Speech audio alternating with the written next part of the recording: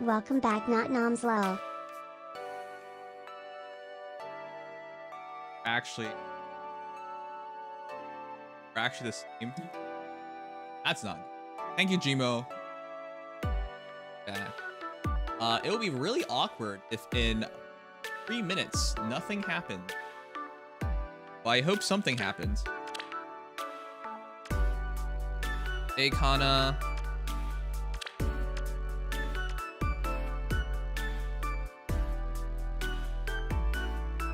Again, I am the one. Yeah, let me adjust this.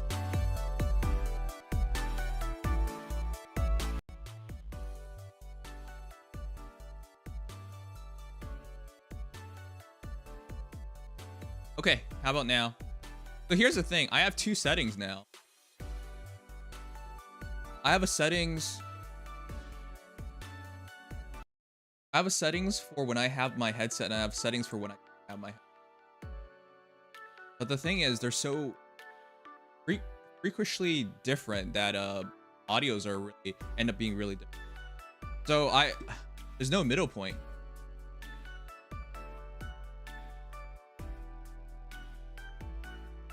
Hey Ducky, what's up? I've got this. Sus? You're sus.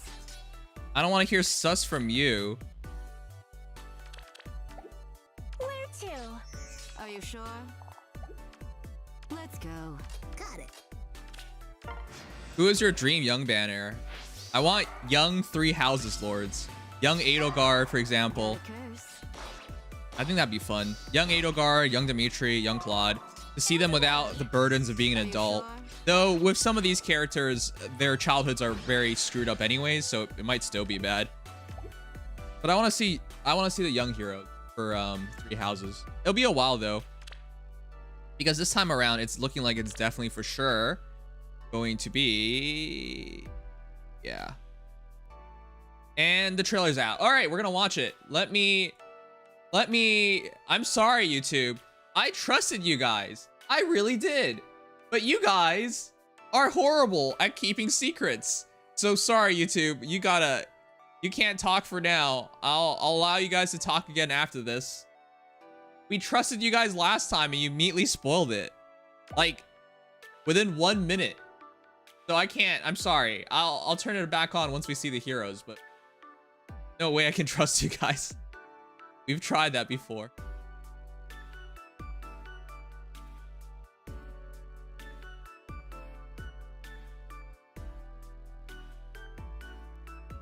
All right, let me get the downer up. But yeah, hi guys on YouTube. Sorry for putting you guys on mute immediately. There's no way. Last time we did this, we trusted you guys. You guys spoiled it in the first 30. Just crazy. I wasn't even done talking about how I was gonna try to trust you guys, and you guys immediately spoiled it. That was crazy to me. How quickly that.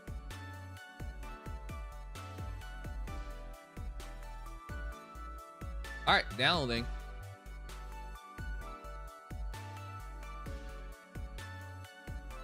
Guys, it's Kana. Ill. I don't even want to watch a trailer anymore. Trailer viewing canceled. We won't watch it if it's Kana. Come on. Kana's lame. Kana, worst dragon. Know ye better. What else? Why would anyone make a Kana in 2022? Exactly. All solved. All right. It's viewing time. Can someone please announce it? Lately, you guys haven't been announcing when we're doing segments.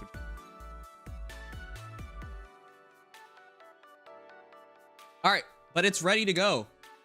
Unfortunately, I took a shower before starting the stream, so I know some of you guys, not everyone's gonna wait. Well, here we go.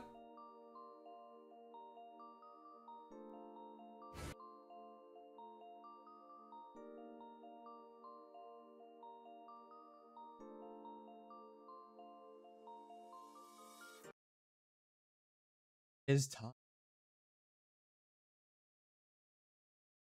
Man. Toasterbot, thank you for subscribing. We are actually 100 subs away. If you guys haven't subscribed to my YouTube streaming channel, please do. We are just 100 subs away before we finally 1,000. Make a really big difference. It allows me to monetize, and once you can monetize, YouTube starts promoting videos. Because if your videos don't make money, why would they?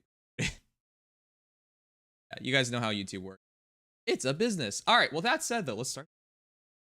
I'll double check to see if it definitely plays. I hope the audio is fine for you guys. All right, let's begin. Young heroes, unlikely friends. Is it really unlikely if it's Path of Radiance, Radiant Dawn? Words can build the future. Special heroes to battle. Yep, because they are special. Mia! Wow! Budding Blade.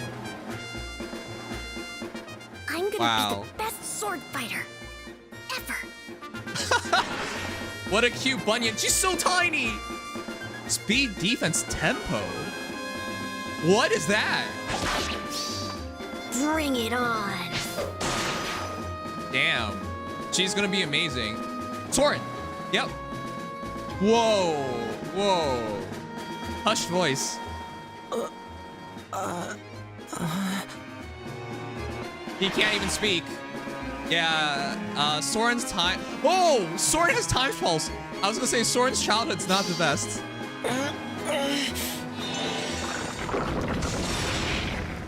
That's kind of depressing, actually. Ilyana? Really? Of all the characters, why her again? I guess I could share my snacks with you. But only a little bit. What a tiny glint. She's so tiny. Oh, is she the 4-star hero? That looks like a 4-star hero to me. 4-star green mage. It's time to eat. She doesn't have a lot of speed, so she'd be matching up against Orochi. Ike and Mist for sure. Yeah. Close-knit siblings. They're doing this again. I'm coming with you. Not this time, Mist. This isn't for fun. I need to train. Oh my goodness, do you see how big that sword is? What is that? Radiant Ether. Distant Dart. Now see this from joint drive attack. Wow. That's a crazy kid. So just like last year, whereas Erica and Ephraim, they did the siblings as a dual hero. Attack speed -7 and guard. Whoa. It's They time. really like Ilyana. Do it. 40 HP, 61 attack, 42 speed, 32 defense, and 26 res. That's a very Ike stat line. Go get him, Ike. Here I go. He's attacking. Wait, what was that? I need to read his ability. That was something. All right, chat, your next heroes. This looks like Path of Radiance to me. I can double check. And the free hero is Boyd? Whoa, I can't stand adult Boyd, but if you're giving me young Boyd, that might be 2 reds, 1 green, 1 colorless. So not a very good Fey Pass banner, unfortunately. And yeah, Celestial Stone. Dang.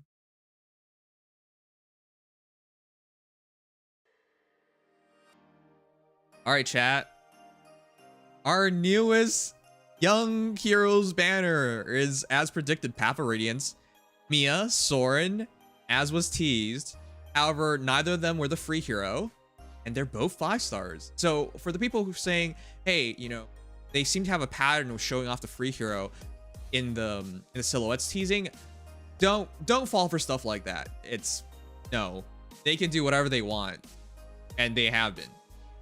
If you think you see like a connection just because it happens 2 or 3 times, don't bother with that.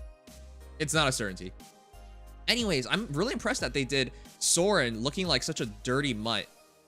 Now, anyone who knows Soren's backstory understands this very well as to why he can't even speak, right? So to see them be this truthful and honest to the original Soren, insane. And of course, he is one of 6 tallest tome heroes in the entire game. That is a rarity. It'll be very interesting to see how good he is. And of course, Awakened Appetite, Ilyana. He looks so cute. Wow. Anyways, Windy Wartome, Glacies, low attack res gap. She's your 4-star hero, so we might actually see some maxed out Ilyanas. It's the second year in a row that we've gotten a mage. Because last year it was Leon. Yeah. And of course the siblings again. Hey, is this not the youngest group of heroes? Like, I've already accepted kid heroes would be like, I don't know, under 12, under 14. But they look so much younger.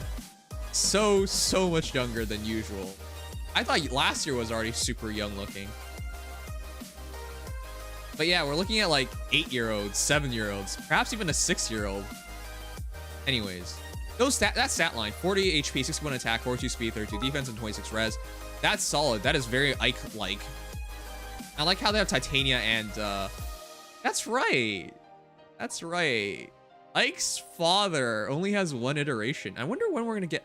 See, that's why I keep talking about like the possibility in the future of doing like in their prime banner, where you get the fathers of a lot of these main characters, and they're like in their prime, not old and decrepit, talking about their glory days and teaching you to take up their sword, their journey. Oh yeah, and Boyd's free. Instead we get them in their prime. That'd be interesting. Anyways, this banner starts on April 7th, so there's still. All right. No. It is the 7th. Wait, what? Did I just mislook at that? Anyways.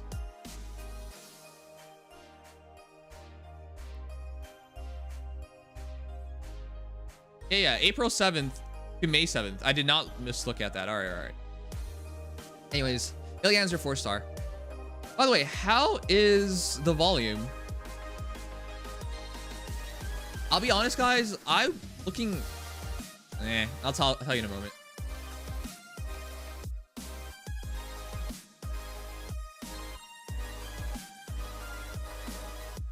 Sounds good. Okay. Okay, guys. So, what are your feelings on the banner? I'll be honest. I was looking forward for the young hero to be score worthy, right? Maybe another 185, maybe a 190, somebody to merge up. That's what I was hoping. Second time in a row in middle of a reaction, I get a 6-video-long ad break. Aww. For having a great day. Thank you so much, No Pato. That's really unfortunate. I'm sorry about that. Twitch says they'll tell me when I get when ads are being played, but they don't. I don't actually have. So yeah, I'm sorry about that. But thank you so much for resubscribing and Prime for 7 months. Now it won't happen again, because I don't have it set to play ads for subscribers. But I'm sorry. Thank you so much. It'll be on YouTube, my full reaction. Okay, let's go over the heroes. Let's start with Mia. Jeez. Okay, so it's really hard to talk about kiddo heroes that are cute without people throwing allegations and accusations across. I realized that at this point, but I really liked Mia back in Path of Radiance. I really did. She was spunky. She wanted to be the best, and she was so good as a mermaid. Oh my goodness. The definition of a god sword when it comes to like Path of Radiance was basically Mia. There are other characters, of course, and I can name them, but I'm really glad to see her in this iteration. Seeing her so confident as a kiddo, that beaming smile, and her ahogi, and that headband, it's just adorable. They really do like Mia. If you guys don't know, this is the 4th Mia in the game. We have base Mia, Halloween Mia, harmonic Mia, and now young Mia. So when people say she's not popular enough for something like this, absolutely not. She's absolutely popular. Again, when she first came to the game, she came on a special banner for normal heroes that were just popular in Choose Your Legends. And so here she is. All right, let's read what she has. Anyways, I'll go through her kit first. Dragon Fang, Flashing Blade 4. You guys already know what these things do. Odd Tempest, you know what it does. But she introduces a new B slot. What is that? That is Speed Defense Tempo 3. Inflicts speed defense -3 on foe and neutralize effects that grant special cooldown charge +X to foe, or inflict special cooldown charge -X on unit during combat. Congratulations! Null follow-up is now being matched with Null specials. Infantry heroes who we think have been getting caught up with all these crazy B slots that other heroes have been getting, in particular armor heroes of recently, right? Like Hardy Fighter, for example, like the new Valentine Lucina, with Savvy Fighter. Like all these new skills, we're Our getting warfare matched. charge is finally here. Yeah, null special charge is officially a thing. And for some heroes, especially heroes like Mia, it could be incredibly deadly. Now, who wants to bet this Mia is just gonna be 100% power creep on base Mia? And base Mia doesn't even have a bad refine. For those who forgot, I believe base Mia came with Flashing Blade 3, no? And now it's Flashing Blade 4. And now we're going to Speed Defense Tempo, one of the most unique and best specials for infantry heroes easily. Because a hero like this with Slaying Weapon, right? Sharp War Sword, Slaying. If a skill compares unit speed to foe speed or ally speed, treats unit speed as if granted plus 10. She has Phantom Speed? What? Built into her weapon? Okay. At start of turn, if unit is within 2 spaces of an ally, grants null follow-up and dodge. It's officially framed as dodge. And if you guys don't know what dodge is, they're no longer doing 2 space specials, guys. So for those who forgot, dodge is going to be the same thing as spurn, but without the special portion of damage. It is just the speed damage reduction portion. So that's likely to be 40%, and you guys know what null follow-up does. So if she's just within 2 spaces of an ally, she gets basically everything you would want a sword hero to have. Null follow-up, null specials, and damage reduction. She has every B slot available to an infantry hero. Every good one, essentially. Except for LOL. She's missing LOL, fine. But she has all the important ones in my book. Wait a second. It's not. What is this? Okay, sorry. I looked at it wrong because I just assumed they were going to make it if units within 2 spaces during combat, you get these things. No, no, no. She buffs herself. She buffs herself with null follow-up and dodge. She buffs herself. You might be like, Elamine disables it though. Let me ask you this. Who would run Mia in an E3 defense team? Maybe they learned their lesson to keep skill descriptions on one screen low. Yeah, they absolutely did. So straight up, even if Elamine can do this, I'm not seeing it. If it's like, fine, you might say Summer Duels. Let's run it Elamine there in Summer Duels. First of all, I've not seen a Elamine in Summer Duel ever thus far. But to match it up 1-to-1, good luck on getting that to happen. And if you run Elamine on Aetherraid's defense, you're hoping they don't set the Mia up right in front of Elamine, right? I don't think Elamine's gonna solve this unless they remove, put more heroes like Elamine. Anyways, point is, that is crazy. She buffs herself with null follow-up and dodge. Additionally, if you initiates combat within 2 spaces of an ally, all stats plus 5. I was excited, Nice. but then I saw 2 sword units on one banner pass. You don't like sword units? By the way, you guys do realize what this means, right? This means we have a god sword, possibly the best god sword in the game, being a child.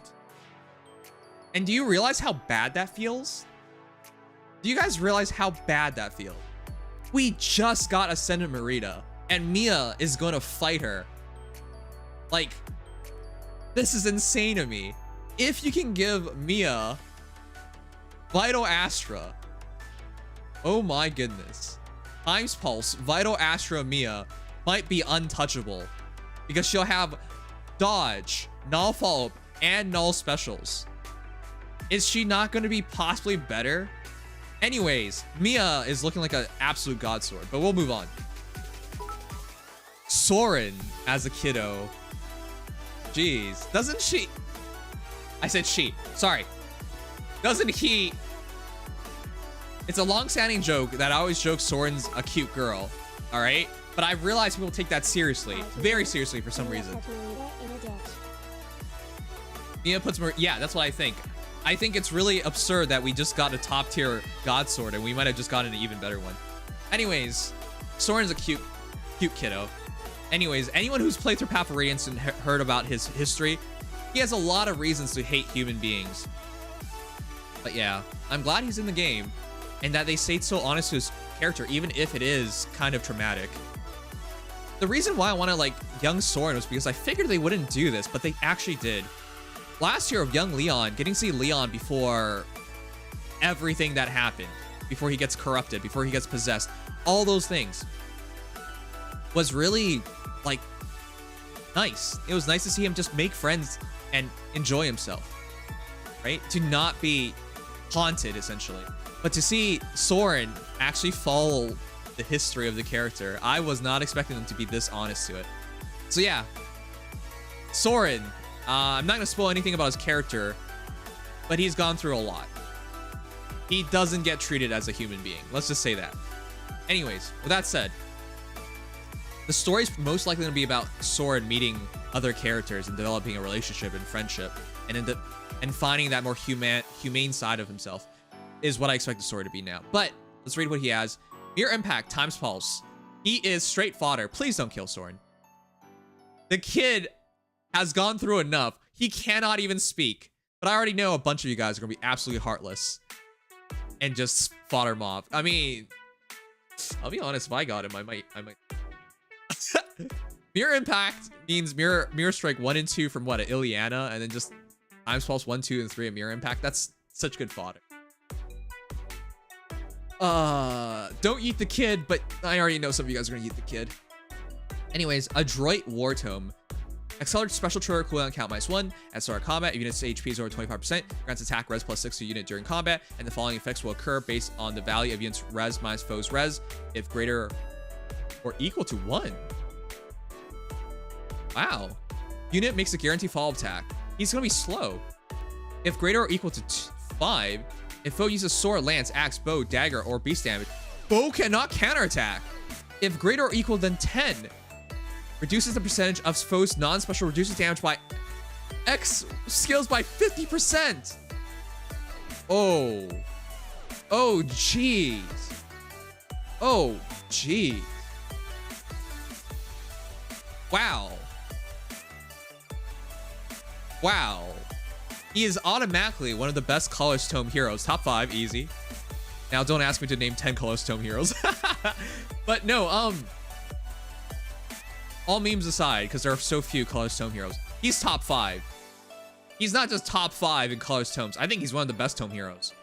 I know it's early. I know he's lacking a B slot, but he reminds me of like Fallen Morgan, for example, but even better. He's likely to be very min-max, to have high attack, high res, with like low HP, low speed. That's what I'm expecting. And then based on out-resing your opponent, you're gonna have a guaranteed follow-up attack. If you out-res them by 5, you get to do sword, lance, axe, bow, dagger, or beast can't counterattack. So he essentially has a sweep function, which is really, really useful. Like if you use Soren and you go up against, nowadays there are so many dangerous like savior heroes that you can't touch without them killing you, right? And now they can't counterattack. So he probably can do what? Like kill Fallen Edelgard? It looks like he actually is meant to kill Fallen Edelgard, because they specifically mentioned beast damage, and if you out-res them by 10, he doesn't even care about their damage reduction by 50%. This is a very impressive unit. So yeah, attack res +6, and then 3 extra effects based on him out-resing his opponent. Now, it'll be interesting to see how much res he has, because it has to, I would imagine he has to be like, what, 40 res base for this to be really, really good? That's what I would imagine. But this is looking like a really, really good hero. Either way, that iceberg is only 1 cooldown because of slaying and times pulse. So he attacks. If there's no guard, he's just gonna hit them with the iceberg. If somehow they can counterattack, he has mirror impact to take it to 1 attack, to get hit 1 time. But as a whole, this is a very, very strong mage. I wish they gave him a better B slot though, or a good B slot, not just any B slot, but like a good. Oh wow, isn't it weird, chat? The best Soren in the entire game is a kid. We haven't the only Soren in the game. Oh no, we have 2 Sorens. We have like Valentine's Soren or something, but that's not a really good unit. The best Soren by far is this one, and I think he has what it takes to be a top 10 mage in the entire game. Definitely. The young heroes, chat, historically have been really well done. Who's the worst young hero, chat? Is there even a bad young hero? Don't think so. I think all of them are good. So I expect them to be amazing. Of course, I can't wait for someone to call me out on this and be like, once all the stats and all the information comes out, it's like, oh, look how wrong Nims is. Because you guys did that. Well, not you guys. One of you guys did it to me last time. Nana, even though I didn't know her stats before. Or I didn't even know how her weapon full. It's really, This is a tangent real quick, but this is my first reaction, guys. I will be wrong about things. I will read things wrong, get things wrong. Absolutely, because it's your first reaction. This is not a scripted video. So yeah, don't come to me like a couple days later once you get all the information, tell me what I got wrong. Because I'll be aware of what I got wrong. There's no point of it. All right, but with all that said, Ilyana. Now this is the one that surprised me. Why is she so popular? This is also our third Ilyana. So we have 3 Sorens, 3 Ilyanas, 4 Mias. Wait a second. Doesn't this feel weird? I know they kind of have to focus on Grail mercenaries if it's Path of Radiance, but like, no young Erica? No young Joffrey? Or not just young Joffrey, just Joffrey in general. Like, there are other really important characters. Why are they so stuck on Mia, Soren, and Ilyana? I'm confused by that one. I'm not gonna complain because I like Ilyana. Don't take that the wrong way. She's a cute glutton. I like all the Ilyanas. She's my first Forma hero, by the way. First hero I ever Forma'd, Ilyana, Halloween. Anyways, that little hat looks like Little Red Riding Hood. Anyways, this is our 4-star hero. So we're gonna see some plus 10 Ilyanas. If she's anywhere comparable to last year's Young Leon, oh my goodness. Young Leon, aside from being mad adorable, I just fought a plus 10 Young Leon last week. He's also super good. Like, he's an amazing unit. I'm expecting Ilyana to be better though. Anyways, Windy Wartome.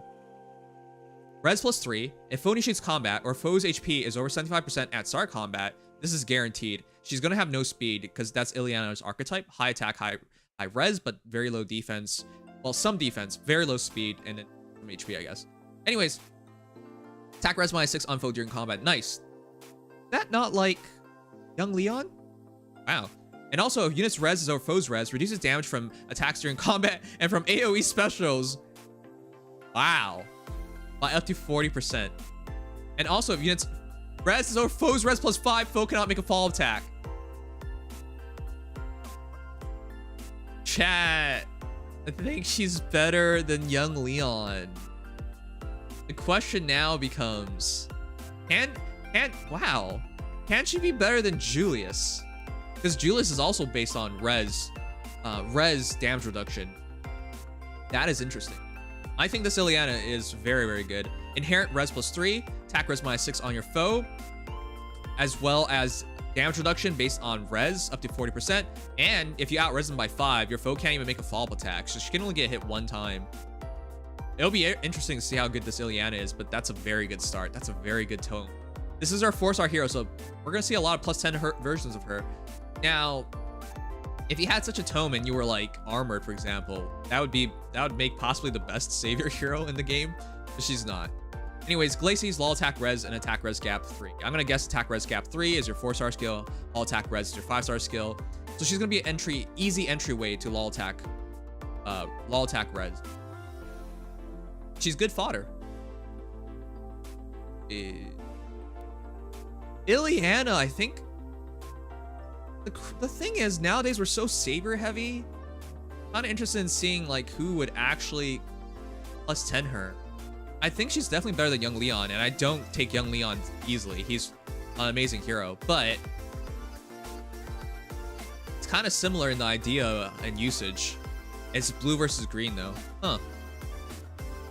Anyways, really cute unit, but a really strong unit. Absolutely worth plus 10ing is what I'm gonna say now, but we'll see if winter stats come out. Close-knit siblings. Now, do you guys like this pairing? I'll be honest, when I played through Path of Radiance, I didn't really care about Mist. I'm sorry. If you're a Mist fan, I'm sorry. Base Mist in this game has also been pretty pedestrian. Wait a second, is this also our 3rd Mist? Well, it's a dual hero, so it doesn't completely count. Wow. 4 Mias, 3 Sorens, 3 Ilyanas, 3 Mists, essentially. And then what is this? 6 Chroms? 5 Chroms? 6 Chroms? There's a lot of Chroms. Not Chroms! Ike, I'm sorry. Goddamn Greg Chun. It's not my fault. It's his fault. Alright, anyways. It's Ike. I know it's Ike. The sword is really big. He's a cute kid. Hey, we saw this Ike from the Cypher art. lot of these characters like Soren and Ike, they were in the Cypher art. Anyways, so I'm expecting another God Sword. All right, let's go over this. Radiant Ether, of course, 4 cooldown Ether. It's just normal Ether, but 1 less cooldown. Fine. Distant Dart, new skill. Unit can counterattack regardless of foe's range. If foes initiates combat, grants speed +5 to unit during combat. Wow. Wow. We're really going hard into these, aren't we? So, he's not meant to be a dual phaser then? Because you don't lose 5 HP, right? For those who remember Brave Ike, not Brave Ike, Brave Marth, right? Similar skill, but he loses 5 HP afterwards. Why? Because he gets the extra 5 speed on both phases. Distant Dart is only when your opponent's attacking you that you get that extra stat. So, are they just introducing it for the heck of it, or is he gonna just he's gonna actually have the speed to utilize it, or is he more meant to be used defensively? Well, with Nullsea Disrupt, I think that's pretty clear cut. He's more meant to be used defensively, but I wouldn't be betting against him having some speed stat. Ike historically has had a pretty decent speed stat. Anyways, Joint Drive Attack is his C slot, so that's a very strong A, B, and C slot. You can get Nullsea Disrupt, Distant Dart, or Nullsea Disrupt and Joint Drive Attack, or Distant Dart and Joint Drive Attack, whichever one you prefer the most. Anyways, it's all about the sword. Sturdy War Sword. Grants attack +3. At start of combat, if unit's HP is over 25%, grants attack speed, defense res +5 to unit during combat. So he does get extra speed. Interesting. So he's probably gonna have he's probably dual phase capable, but they want you to play him mostly on the defensive. Anyways, to unit during combat, and if unit's attack triggers special, the following effects will occur. How is he gonna trigger the special? I gotta keep reading, don't I? The following effects will occur based on number of allies within 4 spaces of unit. 4 spaces? What is this? Wait, what is this? What is this? This is so strange. If unit's attack triggers special, the following effects will occur based on number of allies within 4 unit.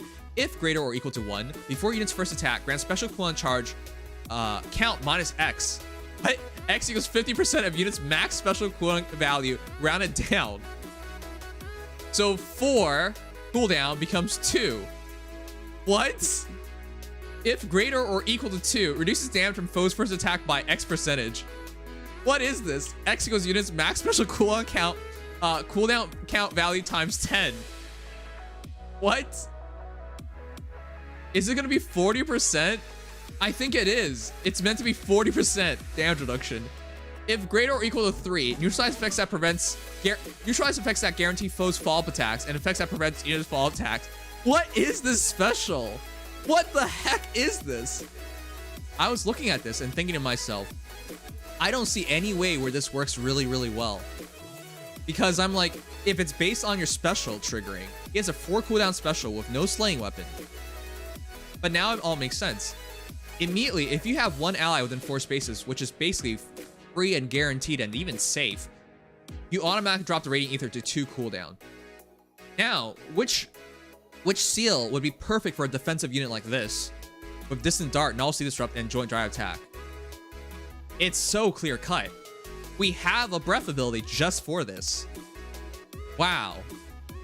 This actually blows my mind. You put Darting Breath on him, he gets hit, and he just immediately Radiant Ethers back.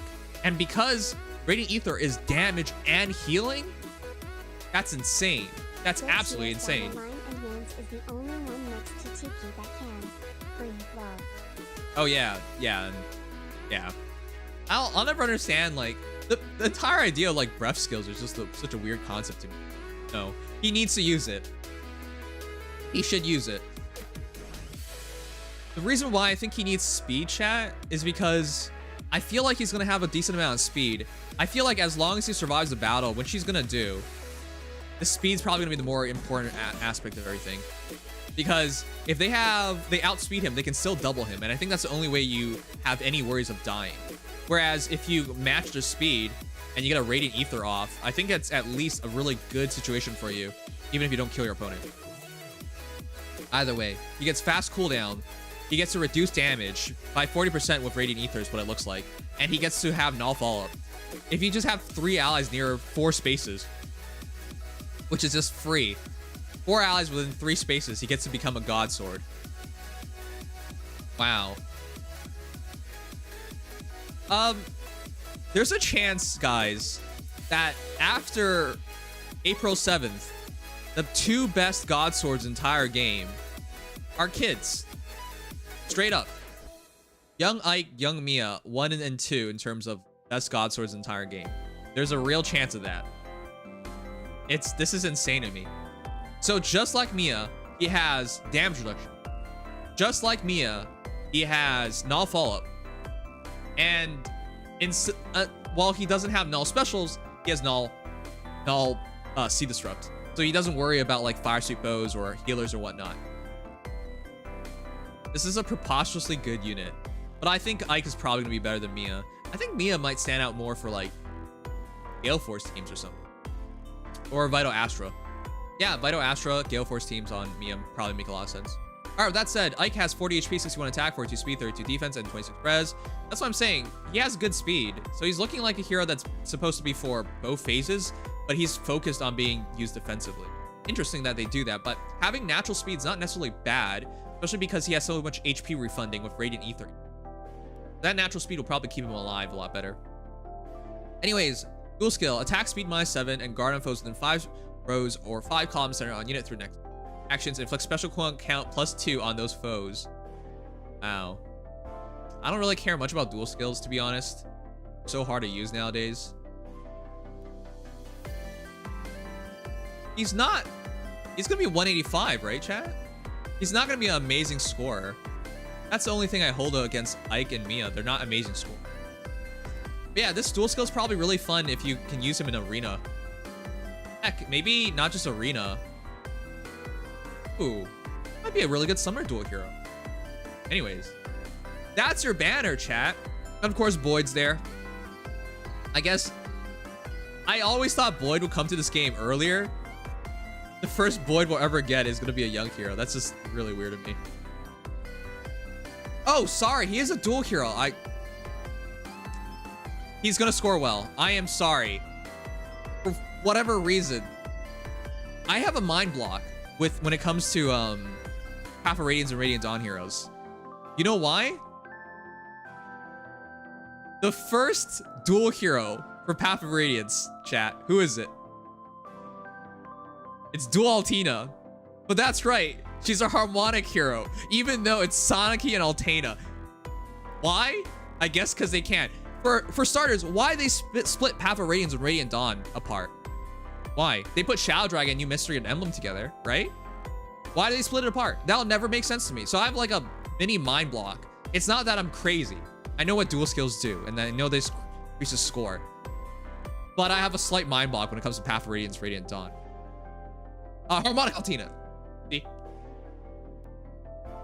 All right, Mia and Ike both have dodge and NFU in their weapon. I said that. All right, anyways, guys, the banner comes out on the 7th. Let me know if you're gonna pull for it. I have no orbs, but I think it's a really interesting banner. There are a lot of very strong heroes here. Now, I gotta ask you guys, is this banner as impressive as prior Young Heroes banners? Now, we know with power creep that this banner is absolutely gonna be better. Absolutely. But in terms of impact and how crazy it was, I'll be honest, I still think year one Young Heroes still blew my mind the most. Year 2 was still really, really good, so don't get me wrong there. But year 1, I got my mind shattered. Like, it made no sense to me how good these heroes were. But yeah. I personally can't go for the banner, but I do think a lot of these heroes are worth the orbs. If I was gonna rate it, I mean, how do you not give a banner like this 10 out of 10? It's 9 out of 10. It's almost perfect. Almost. It's almost perfect. But new skills introduced, ridiculous units, free units, or demoted unit is really, really good. Like, it covers everything that I'm looking for. Banner. It just feels like it lacks an extra step, unlike the other years. So, anyways, you guys can let me know. But that's my thoughts on it. I think it's 9 out of 10. Yeah, the fodder is amazing.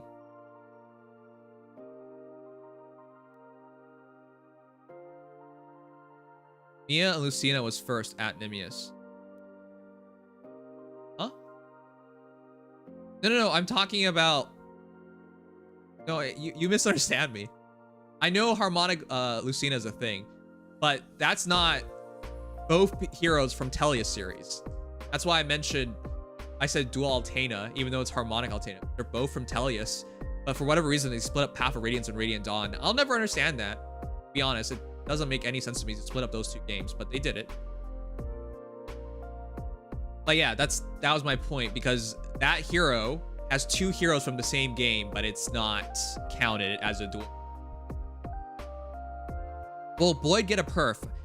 Almost guaranteed Boyd will have a perf, because they always the young heroes never ever lacking. Send the poll. Oh yeah, let me poll.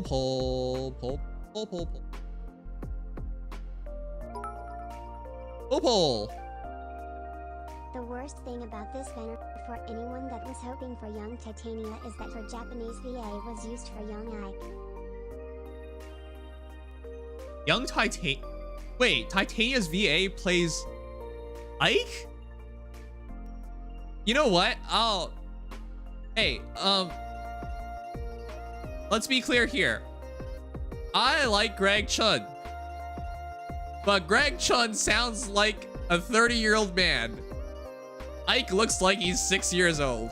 Let's play it back. I want to hear it again.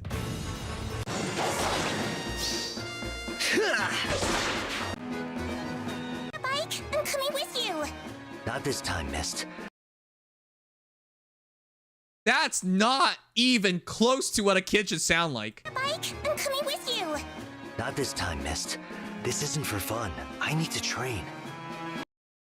It sounds like he hit puberty twice, at least. That's not how a 6-year-old sounds. Okay, so good on them in Japan to use Titania's voice actor, because Greg Chun did not even try to sound like a child. I'm sorry. I like Greg Chun. I appreciate his roles. Absolutely. But as a kid, it doesn't even sound like he tried. It's so bad. That sounds like every other Ike. What the heck? I know, he sounds like an adult Ike. It's so bad. Oh boy.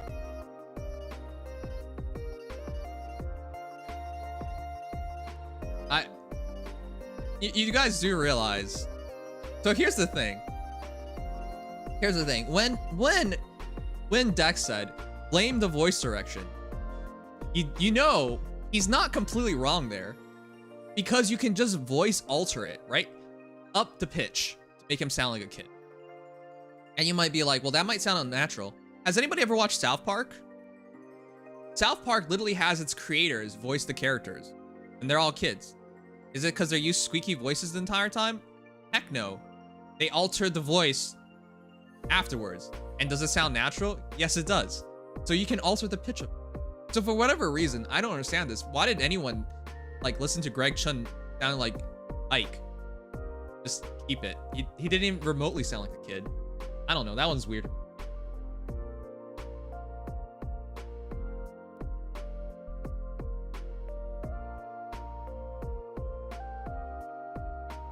Yeah, they could have also hired somebody else, to be honest. Either way, it's really weird. All right, I would say I'm gonna discuss this with the guys, but I don't see any of the guys, so maybe there is no discussion. Anyways.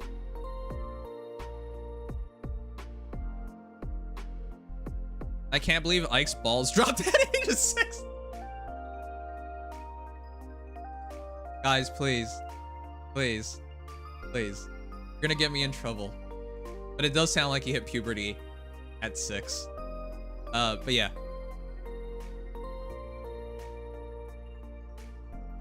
All right, but as usual, let me make sure everybody can see the poll.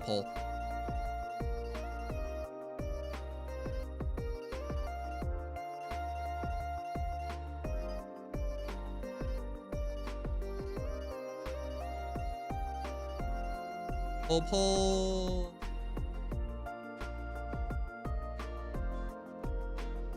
Oh crap, the VG ends in a moment. Sorry chat, give me a moment.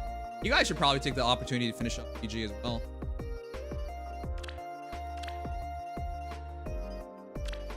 Yeah, it's Boyd's first appearance. Kind of surprising, huh? Oh no. We're same. Damn it. I got greedy. I was hoping really badly this wouldn't happen. But alas, it's happened. Same. Let me double check if I need any.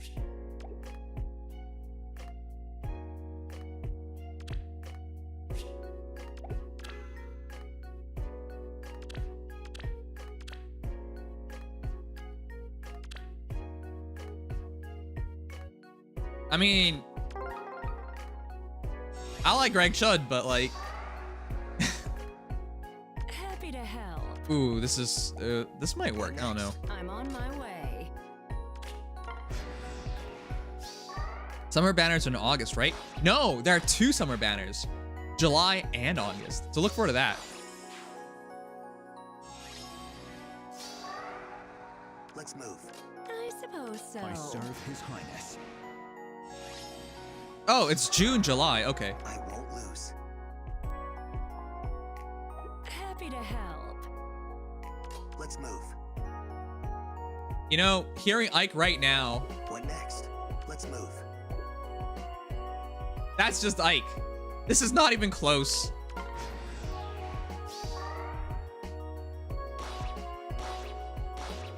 Oh, she actually won. Holy crap.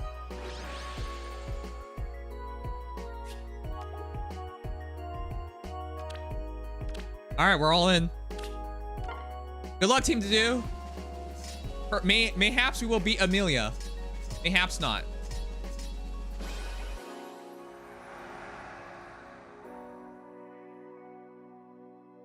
All right. Hey, who are you? Where'd you come from? He's muted. All right, I guess we are gonna talk it over.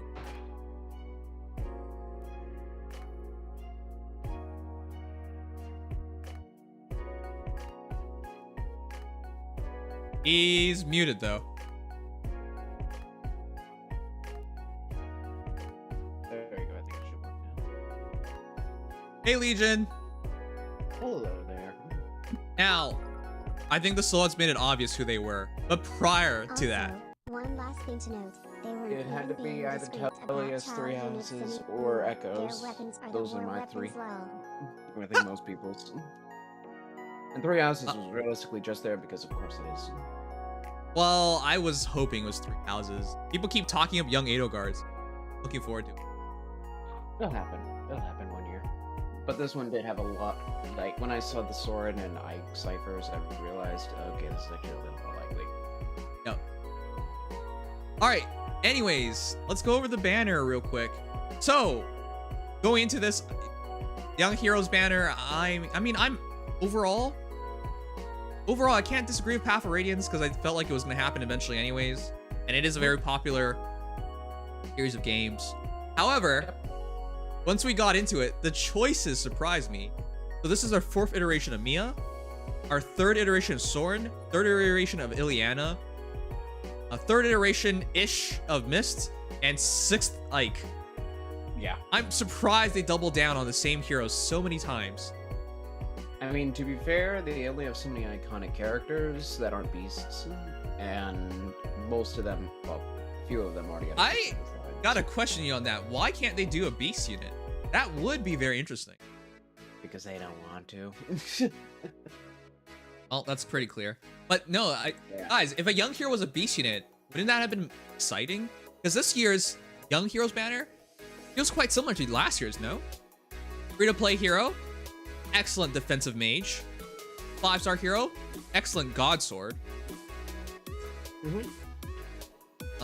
There's no equivalent to the other 2 though. That's the problem. No. I mean, the Grail unit is going to be completely different as well. Right. Yeah, no. Definitely has some overlap though, even if colors are different and whatnot. Right. Now I gotta say, every single year they seem to get younger and younger. Now this one isn't as big of a gap. I thought with like young Sheeta and young Marth, they looked like they were at least 10 years old. And then the year afterwards, they looked like they were at 8. They were 8 years old at best.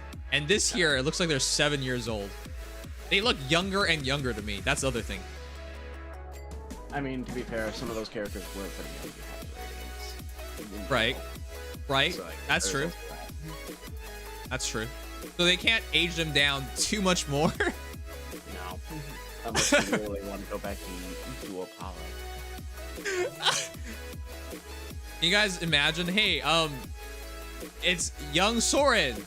He's in his Credo with his pacifier and everything's exploding around him. I think some people might appreciate that, but that might be too extreme for some. That's why we have S.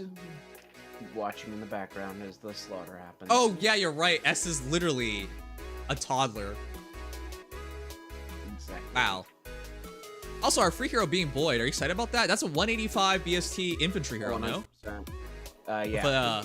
With a perf. Yeah, 185 BST Axe Infantry perf. Gonzalez is in a ditch. 51 base HP, which is ridiculous.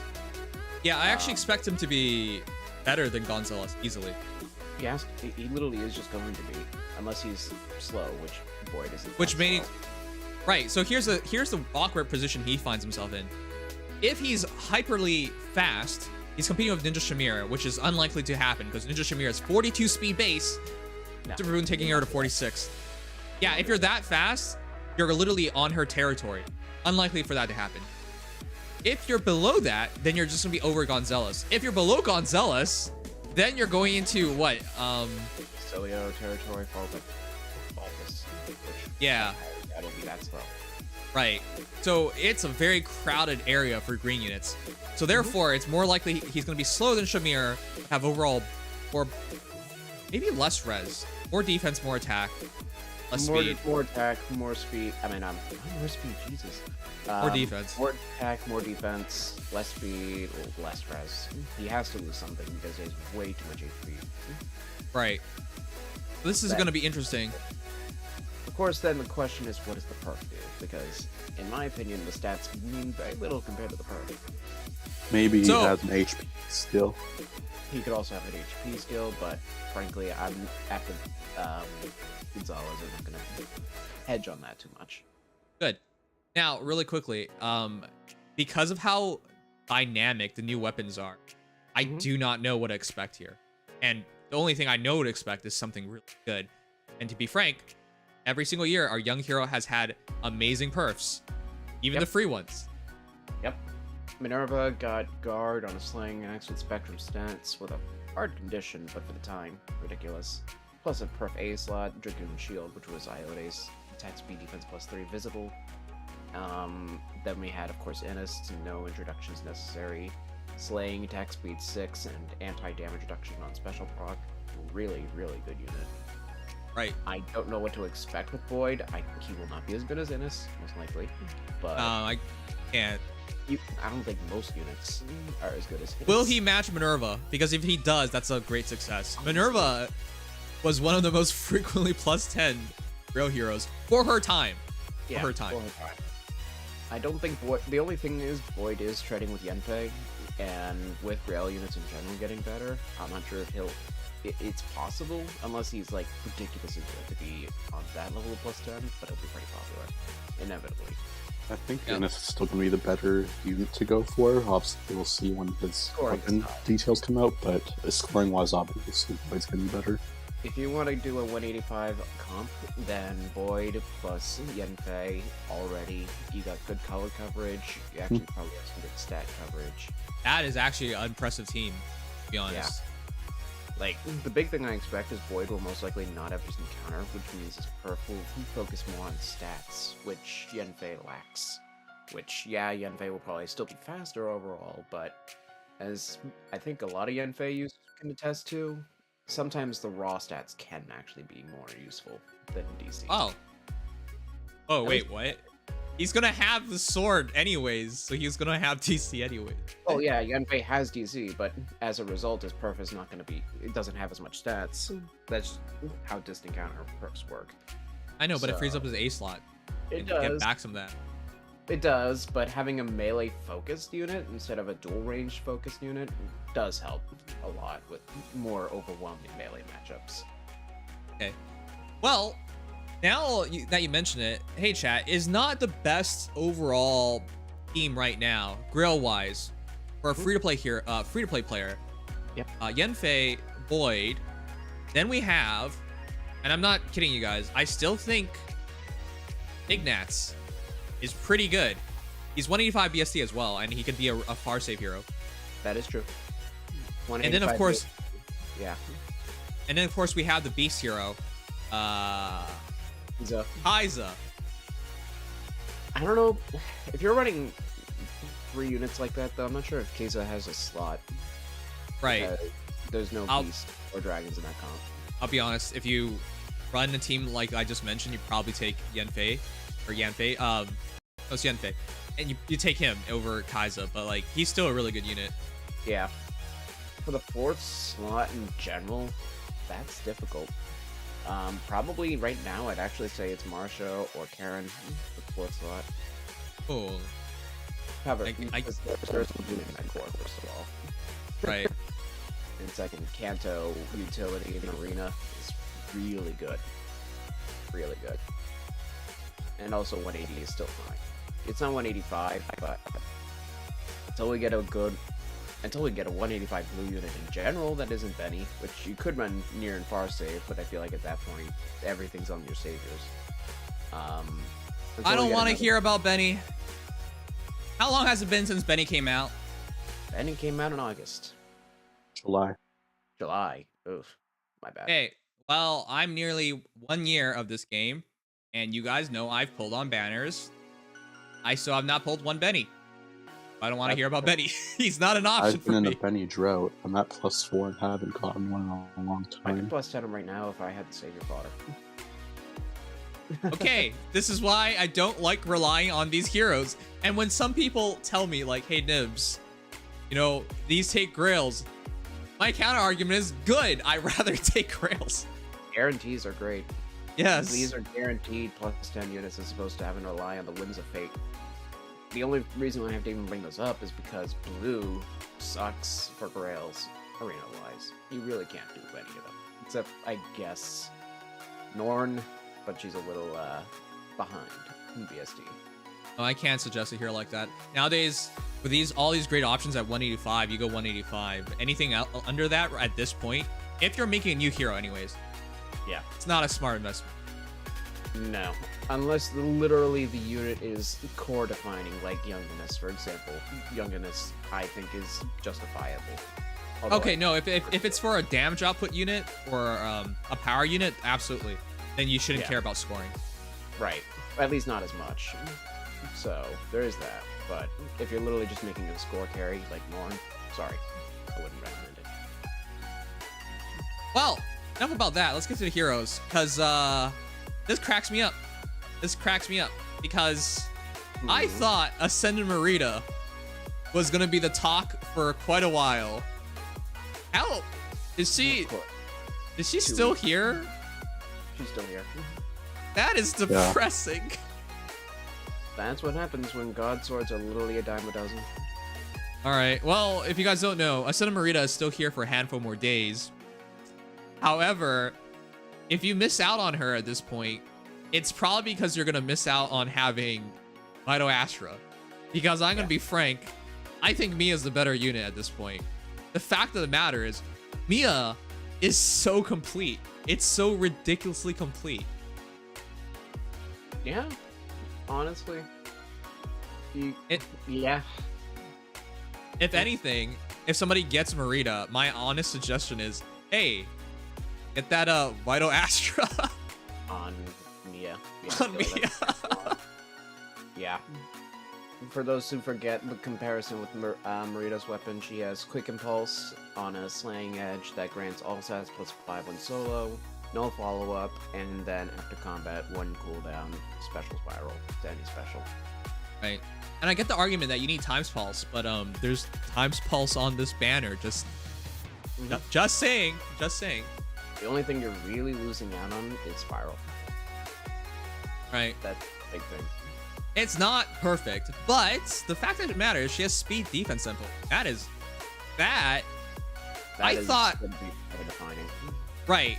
For a moment there, I really, truly believed that they were trying to like underplay infantry because they were like good middle ground. they had ridiculous skills like null disrupt and null follow-up, and of course they had lulls. They gave them all this good stuff.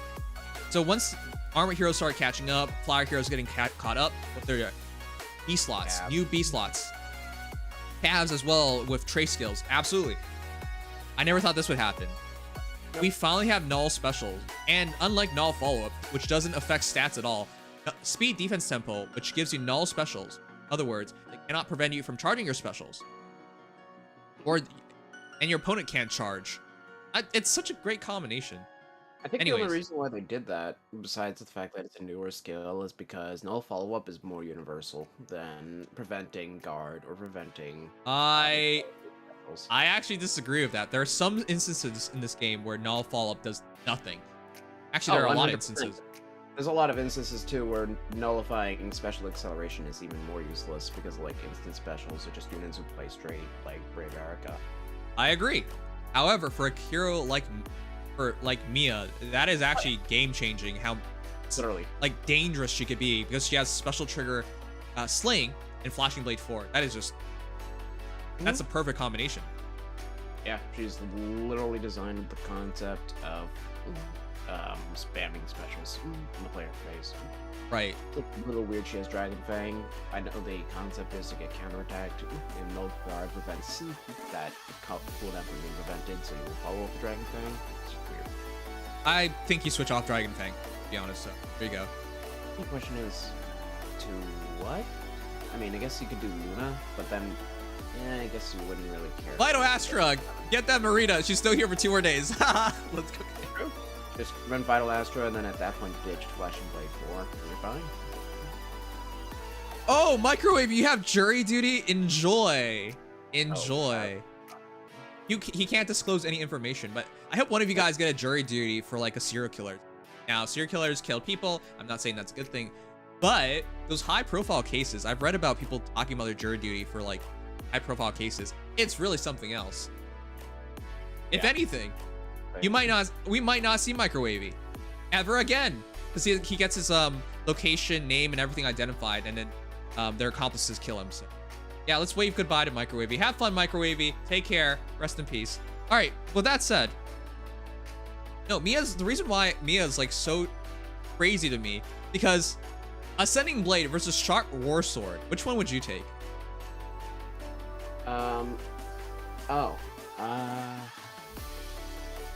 Considering this one has everything, I'll take Sharp War Sword, though I do understand that Ascending Blade has its own value. It does. It just has the skill itself, no follow-up, instead of having to require self-buffing, which can be false started, which is something that needs to be eventually looked at. Yes. So to be clear, Marita is a better Vital Astra hero. Absolutely. Because it's undeniable on it. However, you cannot understate the fact that Mia legitimately gets null follow-up dodge and null specials and extra stats, whereas Marita has Spurn and she gets null follow-up. So it's close. Oh, also the extra 10 speed guaranteed put into that kind of speed is gratuitous, but it is something that matters.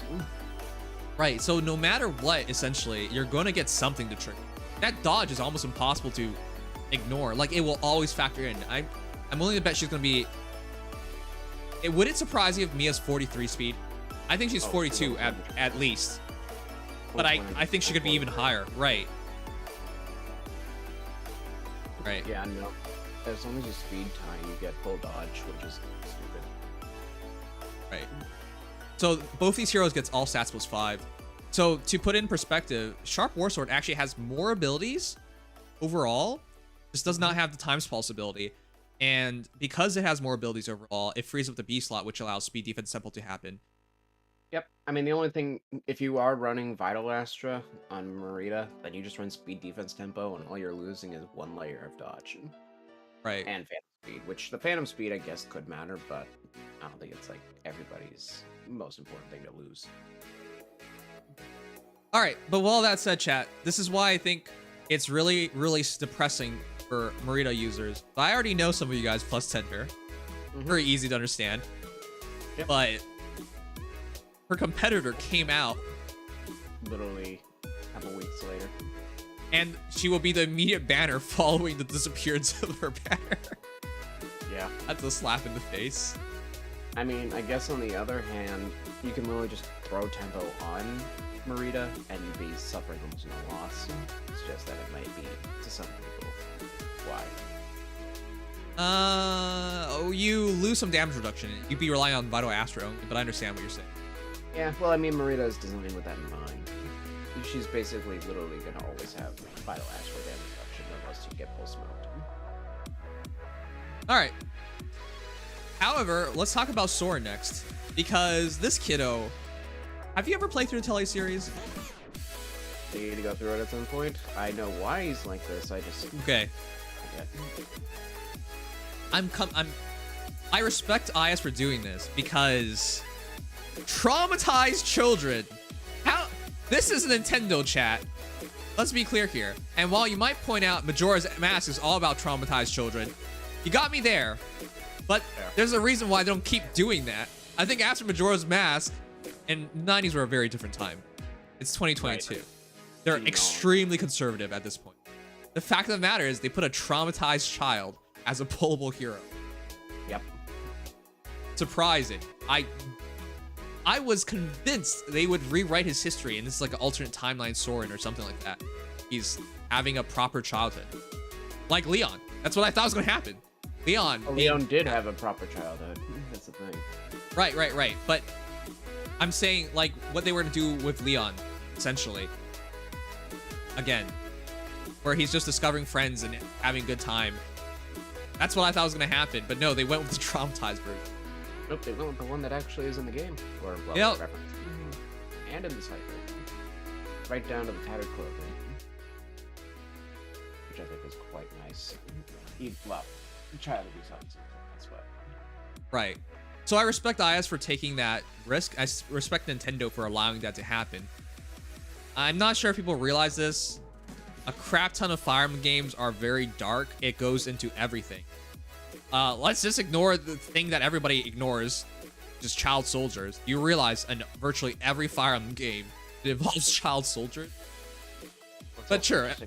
Child hunts in FE4, which they do reference, by the way. Right. And in Tele specifically, there's genocide.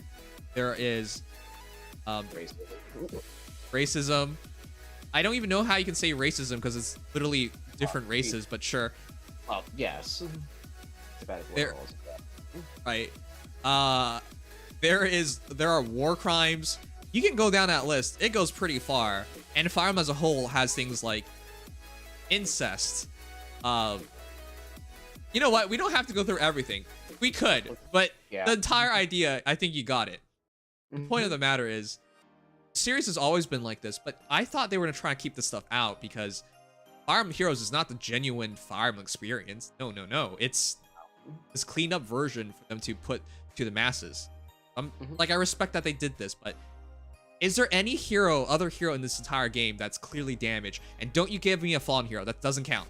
That's the point of the matter. Bertram isn't fallen. Hey, well, kind of possessed. I mean, Bertram is fallen from grace, let's be honest. Okay. Sorry, I meant for children. For children. There are damaged beings. Children. I don't think there should. Xenophobia, yep. Yeah. I'm trying to think if there are any, like, visibly damaged, because you can argue, like, Nino, but Nino obviously isn't showing any of that. Nino doesn't. That's the I've talked so many times about why I respect Nino so much. People always just give me the crap like you're a lolicon. Even though when I first got to experience Nino, just to play the game, I was literally like 12 years old. Which is why I hate that argument. Because that game's old. Like, what do you want from me? Anyways. Yeah. So, I age. Nino doesn't age. Which is why when people take it the wrong way, it really bothers me. But whatever. I guess... Oh, yeah, right. Lollyzura. Lollyzura. Yeah, I think that's the closest one. Yeah, that's actually the closest. He's got, like, Noir, for example. But... Azur is literally a child. Yep. Spen Grand Test, thank you for the follow. Wait, are you a real person? Thank you for the follow. So real quick, the reason why I really like Nino is because all the bad things in the world happened to her. literally everything. She has no parents. Her guardian. I'm not gonna explain what their guardian did to her and everybody around her, but sure, abusive to say the least. She literally cannot read. She's gone through all the things, all the terrible things, yet she always tries her best and always tries to give a smile. Like, how do you not see the... Anyways, that always resonated with me. With all that said, though, going back to Soren, for a visibly damaged character, I'm impressed by that. But yeah, this is not really a thing that they do. And even with small Azura, she seemed very reserved. She wasn't broken. Soren is broken. Yeah. Just to define it. Like, we could... I'm not a psychologist, so I'm not going to define it perfectly. You guys get them. Anyways, I respect that. So this goes to the next part. No matter what you do of Soren, you're a terrible person. Yeah. Just summoning him makes you an awful person. Exactly.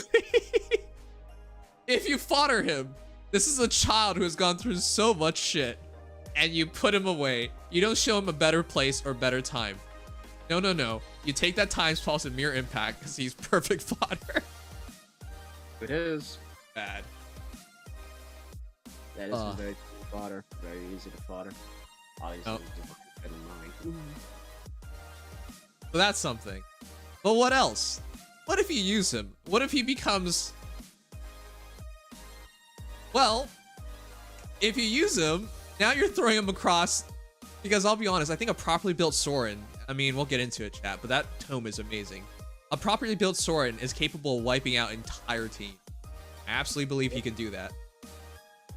Of course, the only thing is that he is obviously riding a lot on follow-up manipulation.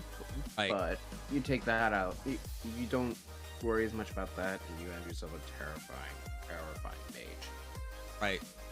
So I think he's like an absolute upgrade over Leon last year. Now it is green versus blue. Don't get me wrong, but Also, I think this is better. Soren's colorless. Yeah, he's right. like colorless and 5-star lock, so I would hope he's better than Leon. Oh, sorry. Did I say? Yeah, no, sorry. He's colorless. Yeah, and he's No, also I- 5. Yeah. We'll get By to the the way- Leon comparison later. By the way, there's like what, 6 colorless heroes, tome heroes? 7? Yeah, there's like 6 like that. colorless mages, and his most direct competitor is Bramimond. Yeah, honestly, he's definitely at the top of that list. Colorless tome heroes. But I think he's going to be a top 10 mage. Period. Probably. That's how much I believe in him. Because combination of having slaying, I can't believe he got slaying, but that makes perfect sense. That's impressive. Attack res plus 6 to unit during combat. So not as good as Leon, which was attack res Attack minus. 6. Yeah. Yeah. Or Bravimon attack def res plus 5.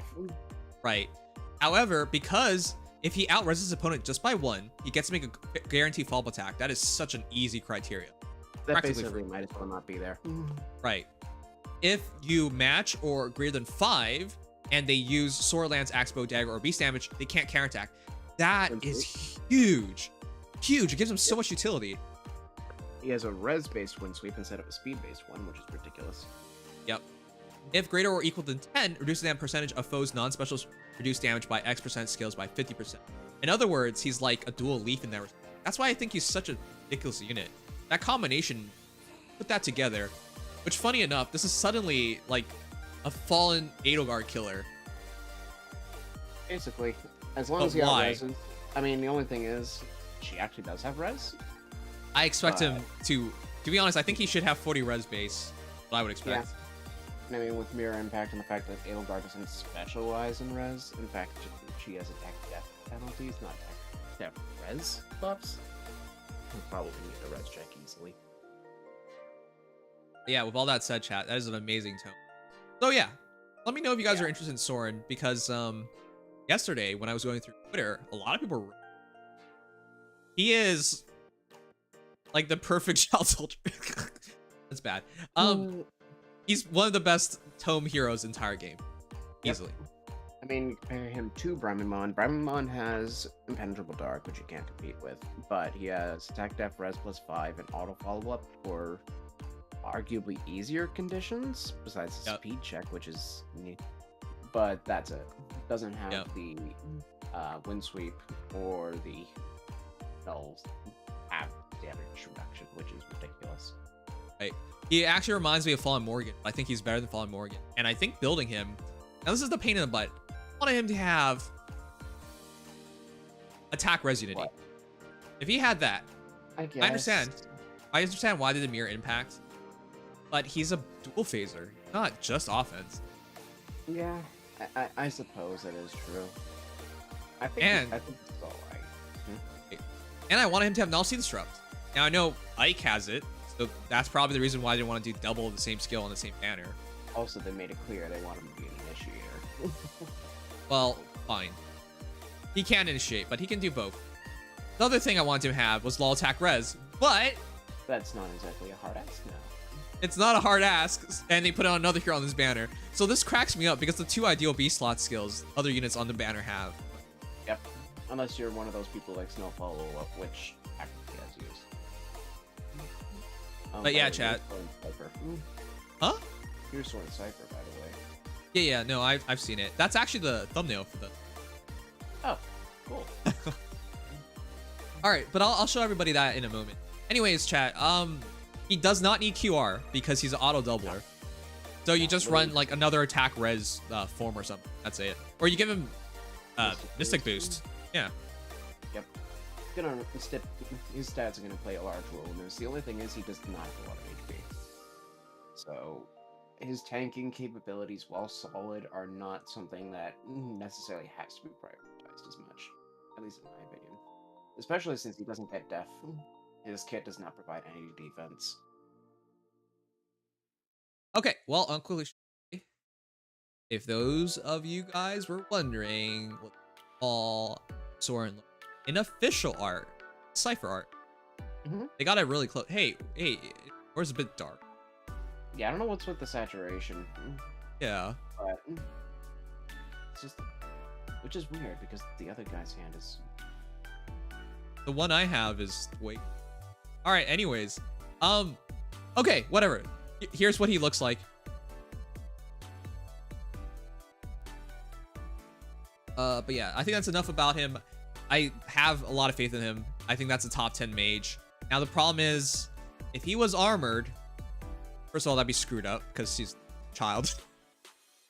and he's not clearly wearing much of clothing and it's tattered and stuff. But it's such hard competition from a hero like. Only thing is, I would probably just we have Robin.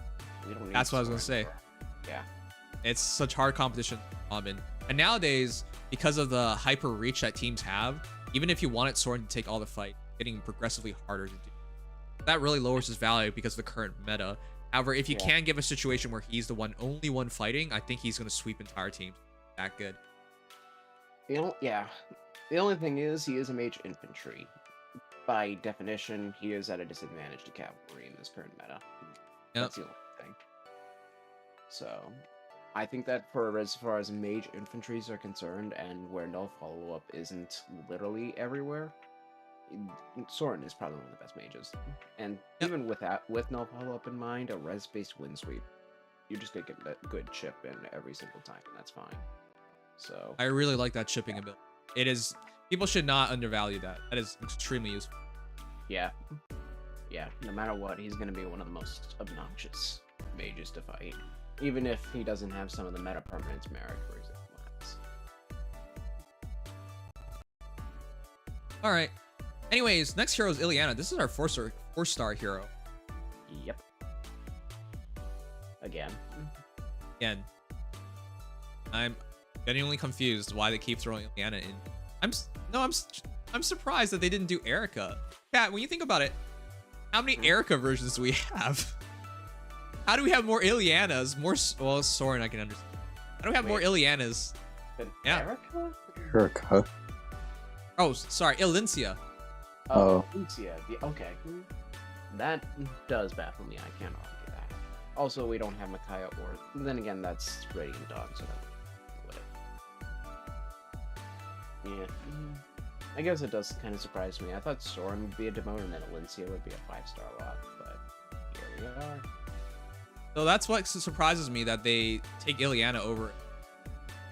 Correct me if I'm wrong. There's only one. There's only two. one. Wait. Base and Hoshiden Festival. Yeah, there's only Oh, you're right about that. Okay, but that came in the first year. 2 years. First 2 years. Ilyana also did. Sure. But But then again, Base Ilyana didn't happen until 2020. okay. Point of the matter is, that surprises me that they wouldn't go to Ilyana more than Ilyana, and that they would rather do 2 demoted Ilyanas. Ed?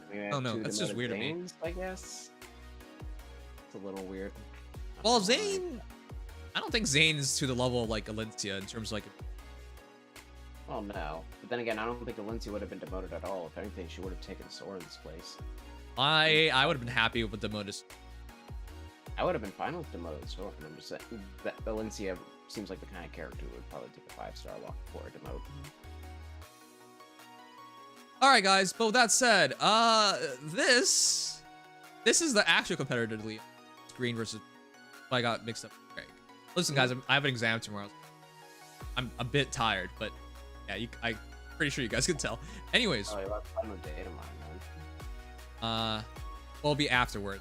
Yeah, I'll be dead tired by then. Yeah. Anyways, Windy War Tome, res +3. If foe initiates combat or foe's HPs are 75% at start combat, inflicts attack res -6 combat. Congratulations, that's Leon. Let's match it up again, which is fine. To be honest, when was the last time I saw Leon? Young Young Leon? Leon? Young Leon. Relatively recently. I usually see him with a near saber. Cool. I saw Beduel Seems Leon like in my they are going reading by this year. popular I mean, Fae what? games. This week. If that's the case, then Fae A is next. Awakening Kids. Oh yeah, they couldn't do Awakening Kids because it would have been too close to the Awakening. Too close. Which Yeah. is funny because we Valentine just had banner. Awakening anniversary is this month, but I guess that's why we had the Valentine's banner. Plus the Awakening banner to kick the book off. Right, good pickup.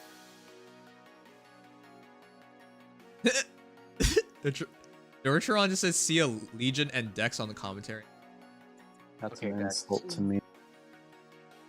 All right, but that really matches with Leon. Additionally, if units res is over foes res, reduce damage from attacks during combat and AoE by up to 40%. So res damage reduction. And also, if units res is over foes res by 5, foe cannot make a follow-up attack. And with Glacies, law attack res 3 and attack res gap 3. I'm sorry, but I think she's better than Leon as well. Oh, Leon is better 100%. against colorless, right? But this is better against everything else. The only thing Leon, I guess, really gets out of that is the Archer. Well, I guess it does cover some meta threats like Yuri and Lysithea, but otherwise, Wary plus full-on damage reduction versus neutralizing penalties, which you might not even want, and Raven Tome. Yeah, I think Yeah. Ilyana wins. Fornium, thank you for follow. Plus the color, I think, is a little better since that hard counters into well, it doesn't. Wow, that's It's interesting. more I think so blue's a because- better color personally. So that's It's more that's so why I said it was because I don't- interesting. The only thing is, we do have less red range threats right now than green and blue. Yeah, because I thought about it for a moment. Dual Leaf is still pretty common, but nowadays the more scary units, I think, are the dual Corins. And not just the Yeah. dual Corins, but harmonic Sonias that are showing up, starting to show. Yeah. I guess blue. I guess then at that point, blue better tanks those, but I feel like the blue mage meta is second in line, at least in my opinion. I don't know, I just don't think green's as great just because Duo Kron is so common, and her damage Yeah, I reduction guess- obviously isn't as great against him. Yeah, I guess Prom is a good point. True. Okay, well, I'm Yeah. gonna pick which heroes you use anyways, so it doesn't really matter. Yeah. Okay, point of the matter is, chat, I think Ilyana is excellent. I think fans of her, just like we saw with Leon last year, and not while Leon, popular character, I think this is going to be a much more useful character. Now, I'm going to hear arguments from a lot of people, and I already know it. But why would you make Ilyana when you can make Julius? Well, first of all, red versus green. We basically Hey. now have a triumvirate of Leo and Ilyana and Julius, as far as what color you want. And second, Julius is Grail, openly And- available, and faster. Faster, fine. But he's super old as well. So I do expect Ilyana to come out of this. What's her BST? She should have a pretty big advantage. 171 to 172 versus Julius is like 150. Yeah, so like a 20-point advantage naturally. In terms of min-maxing, Ilyana's gonna be better. Julius does have some speed. He has a super boon in speed. I don't know why people keep going for super speed. I see people go at her. It's But Ilyana should, generally speaking, have that advantage. And while he can do 20 flowers is not. No, but if you are making a plus 10 project, 20 flowers will just happen naturally. Yeah. And again, you're putting in the Grails for Julius where he's always available. And for veterans, you might even have more copies. Versus having to put in orbs for Ilyana, which isn't easy. Take it from my experience with Marth. Right. That said, Julius should still overall hit harder and have better res and speed. The big thing is defense. Ilyana will crush him in defense, I think. Yes. Glad you picked up on that. While base Ilyana doesn't have the highest defense, with a hero like this, the expectation is to be min-max to have low speed so that she can have some defense. It won't be high, but it's higher than 16. Yes, okay. And of course, keep in mind though, Julius does have on his tome an extra 5 effective defense and res over Ilyana's tome and attack. So it won't be like a huge gap, but it will still be enough of a gap where it will matter a lot. Right. That's what I think is going to happen. So yeah, chat. You don't actually have to go for Ilyana, No, but I do expect people to do it because I don't think anyone really ever regrets making a young hero plus. Not really. not really.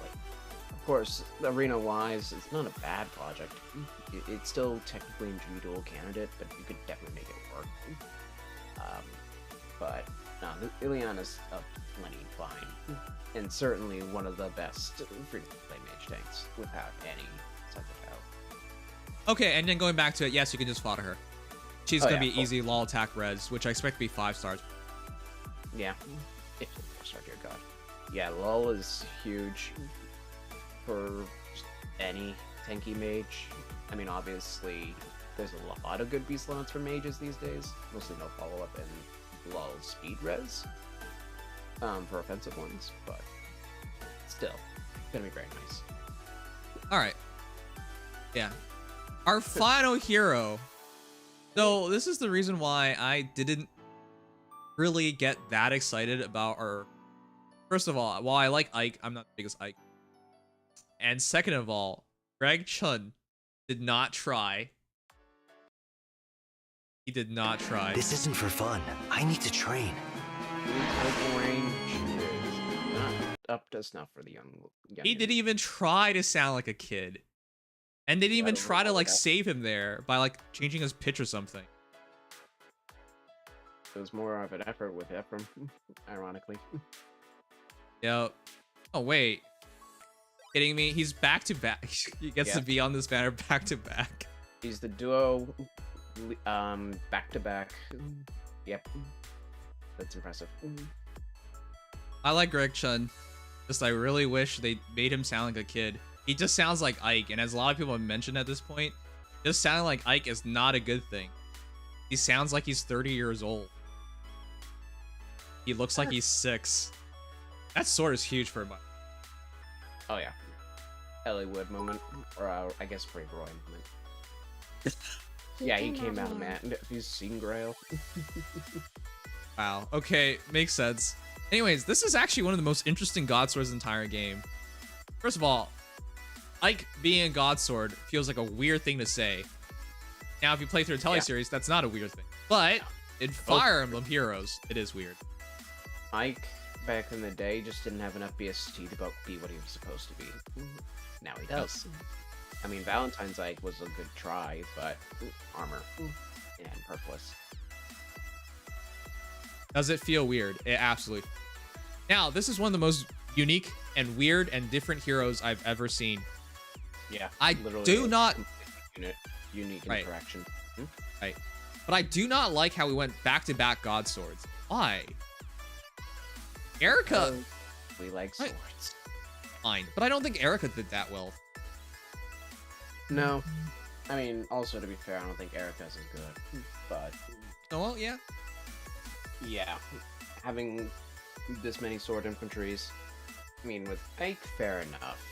Ike literally is defined by the sword, and the only axe he's ever really been shown with is Archon, which isn't even his. So I get it. But it's still a little weird. Okay, well, with all that said, chat, this is really interesting. Radiant Ether, for those who forgot, is just Ether, the 5-star skill, but 1 less cooldown. And that doesn't seem like a lot until you remember all the Ikes somehow managed to get it up in the same battle, and it becomes a lot. So, good on him to have Radiant Ether. He's always designed with it in mind. Hey.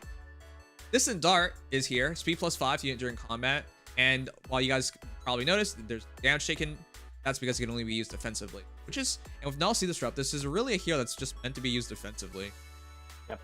He's designed with Darting Breath in mind, let's be perfectly clear. Yep. And that's what I said too. I think he should be using Darting Breath because Distant Dart +5, Darting Breath 4, and then Sturdy War Sword adding another 5, 42 speed base. He actually is a speedy unit now. Yep. Considering Fallen Knight comes with Darting Breath, I have a feeling he's going to get this effect whenever he gets refined. Fallen Ike getting... I guess you could get Sturdy War Sword in some capacity, but I'm not gonna hedge on that. Hi, thank you for the follow. Anyways, joint drive attack. Anyways, Distant Dart is going to be great on a lot of units. However, I think most units would prefer to have Brave Marfs a slot instead. Funnily enough, you seem like you're in the minority. I personally like pressure a lot, but some people really hate that chip damage. Yeah, I think most people would prefer Distant Dart for those types of units that they'd be building with. Person, yeah. not the unit. I'm pretty consistent on this, because I didn't even like Kestrel Stance, for example, or Harding Stance. I think that I prefer pressure in cases. First of all, because I actually like the chip sometimes, but second, I need some player phase in most of my God Sword-like units. But I do understand some units are literally designed just with the enemy phase in mind, and Distant Dart, keeping you from that chip damage that tanks don't want, can be useful. Like, I don't know, for example, if you were crazy and made Valentine's Lucina into a bar save, you would not want pressure. You would want Dart. Just as an example. But there are very few units. That's the thing. Yeah. I mean, people are probably still going to take it anyways, just because it's chipless. It's pretty low casualty to use Distant Dart. But Alright, well, I wouldn't recommend it because unless that unit's +10, this Valentine. This dual Ike is very, very scary. Which, by the way, the kit they gave him, you don't have to use this. He could be used in so many different ways. It's just that it makes a lot of sense what they're doing here. But he's absolutely a dual phaser, though they've doubled him down to be a very good enemy phaser. Yeah, he's definitely good in just about any capacity, though I think his kit is fantastic, all like in lump sum. You can literally just keep it this way, and I don't think you'll have any problems. Yeah, and he's also S tier fun. It's in Dart plus joint attack, or Dart plus no disrupt, or not. Everybody knows how this goes. There's everything there. 2 out of 3. DC JDA, you don't even need to have distant counter pre-fodder, which is great. Yep.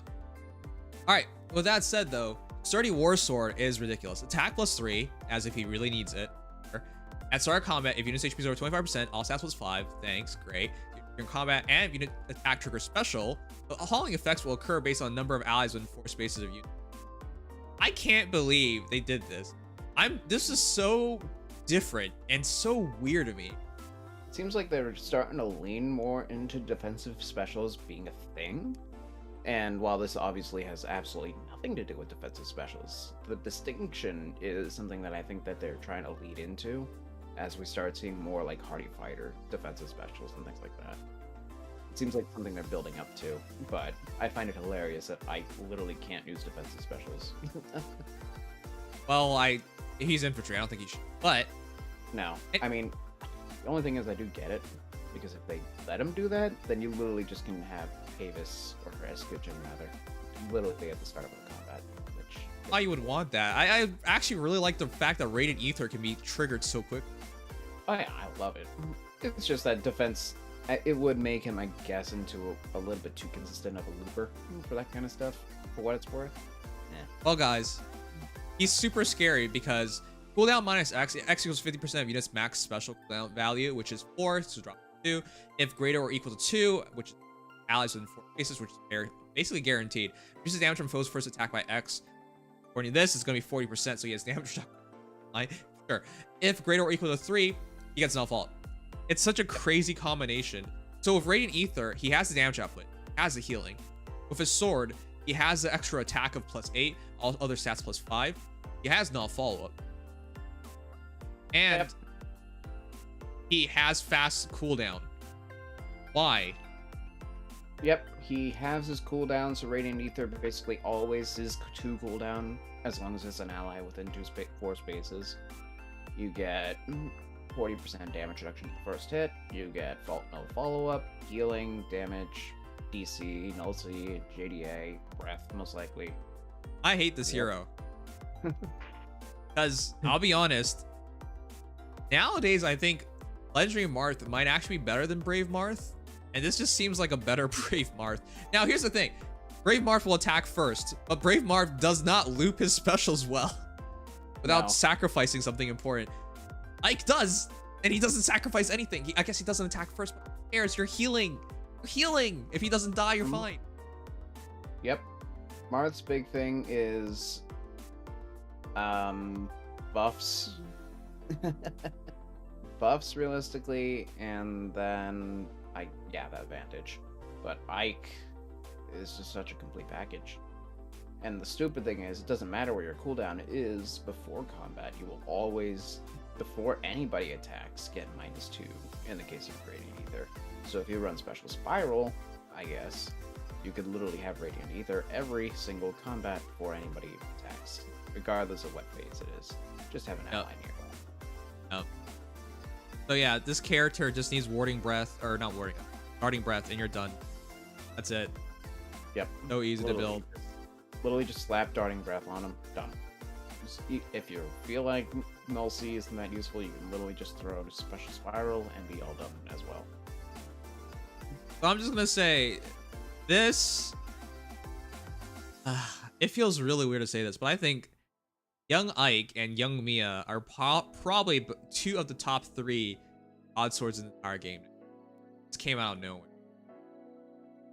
Yeah. I definitely think Marita's better than Mia, but I Mia's like potentially better than Marita. I could agree with that. I'm still up. The jury's still out for me a little bit, I think, between It's Mia very close, but I think Marita's still going to be more practically useful rather than Mia, who's like obviously not bad, but I think she's going to have a little more issue with like killing and stuff. Yeah. Okay. The special spamming does give Marita a more modern, like, what we want. Sometimes I think. I mean, Whereas well, we don't have all the information, but from the initial onset, to even be able to realistically talk about on the same banner 2 God Swords, 2 out of the top 3, is insanity. Why did they do this? At least for the top 5. At least top 5, sure, but that's how insane this banner is. It's 2 legitimately ridiculous God Sword. And Ike's the one that really catches me by surprise, because this is one of the more fresher concepts of swords.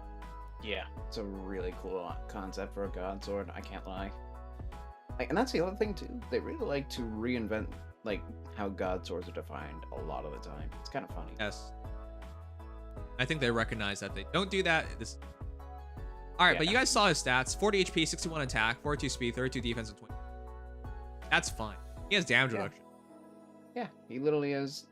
I see nothing wrong here. I mean, he's just got a God Sword spread. Solid, like, usable res, good defense, great speed. Better attack than normal because he doesn't need slaying, which is weird. This is one of the few instances where you don't need or want slaying. Kind of find that funny. Oh, Ike sacrificed his voice. That's why he can't sound like a kid. Alright, cool. Yeah, he had to sacrifice his voice so that he could be... Well, so that he could run ahead of all the other Ikes. which, let's be clear here, no Ike competes with this. Oh, by the way, somebody mentioned that they said they just finished their plus 10 Fallen. Now there's a even stronger power creep. That's a oof. I mean, on the other hand, Fallen Ike at least has funny things going on with Unity. If I'm using Fallen Ike nowadays, I pray that my opponent's using dual shrines, bright shrine, and they're maxed out. And I pray they can't reach my other units. Yeah. I mean, you could just use duochrome and then somehow get rid of the structure, and I think at that point you'd be fine. It's just, yeah. By the way, dual skill is actually pretty nutty. Attack speed -7 and guard through massive range. Additionally, special cooldown count +2 on them. This is just really fun for arena purposes. I don't think this is going to be realistically used. Yes, and so I don't think it's realistic for. My buddy says he hopes Void to Soren voice duels by in Joey particular. Villarreal. God Sword's not great there, but stopping instant specials just by keeping in the pressure range, it's pretty scary. It's not a huge range though in the context of that mode, so I won't say this is like literally omnipresent, like kind of dual skill for that mode. It's just technically it's anti-meta. Anti-meta. As pointed out, Yuri can knock down. But Yuri, it's hard to even get him in range to do. Yeah, that's the thing. Like 5 and 5 is huge, but Yuri literally can just walk across the entire map and hit you. His threat in range is 6, is it? Yeah, he has a 6 threat in range, and then if you add in Duo Dogger, you can literally just be wherever you want. Not a perfect solution, but it is something. Honor Metal says he hopes Void is voiced by Joey. I don't. He's supposed to be a kid, though he looks like Void looks like he's the oldest. Which is weird.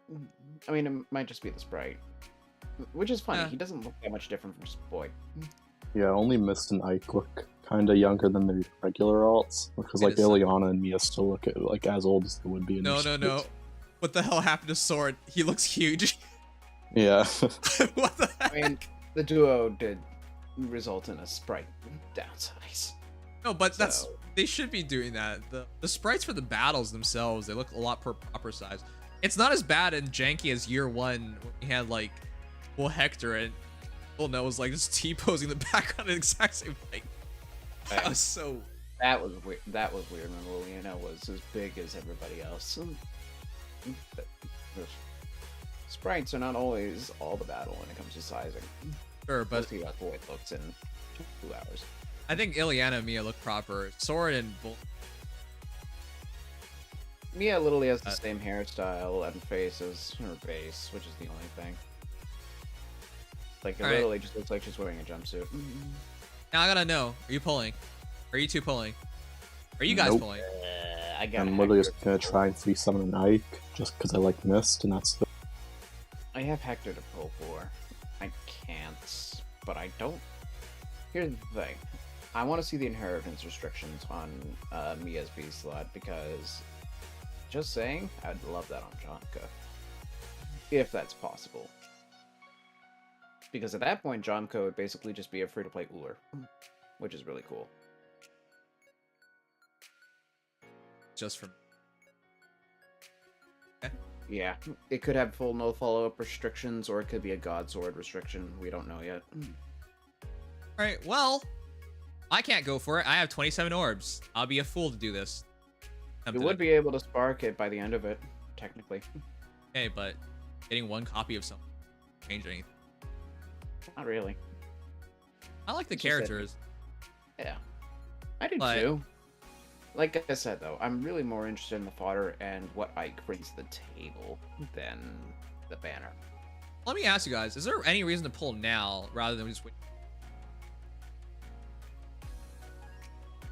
No. I think that's a no. No reason to go for it, at least now. Unless you really care about duels, there's no real reason to go for Ike right now, I'd say. Yeah, unless, like, again, there is a spark here, so you could technically spark. Can you spark double special? Yeah, you can. Yeah, you can spark basically every banner that isn't like a rerun. Right. So, yeah, if you wanted to spark twice, that's the only thing that I think is truly worth going on this banner. or if you're desperate to plus them immediately, which is not something I'm gonna say is likely to happen a lot, other than some whales. Okay, well, let's check out Yeah. the poll and see what you guys have to say. Here's my curiosity: how do you rank the young banners?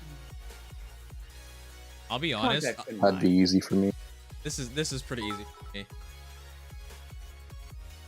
What Alright. do you mean by this banner has a spark? If you have the Fey Pass, you can spark this banner, which is to say, if you summon 40 times, you get a guaranteed hero. You Yep.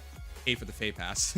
Well, yeah, you pay for the pay pass, but you can spark any banner within the time frame of the pass, as long as they meet the candidacy, which is to say new heroes, special heroes, legendary mythics.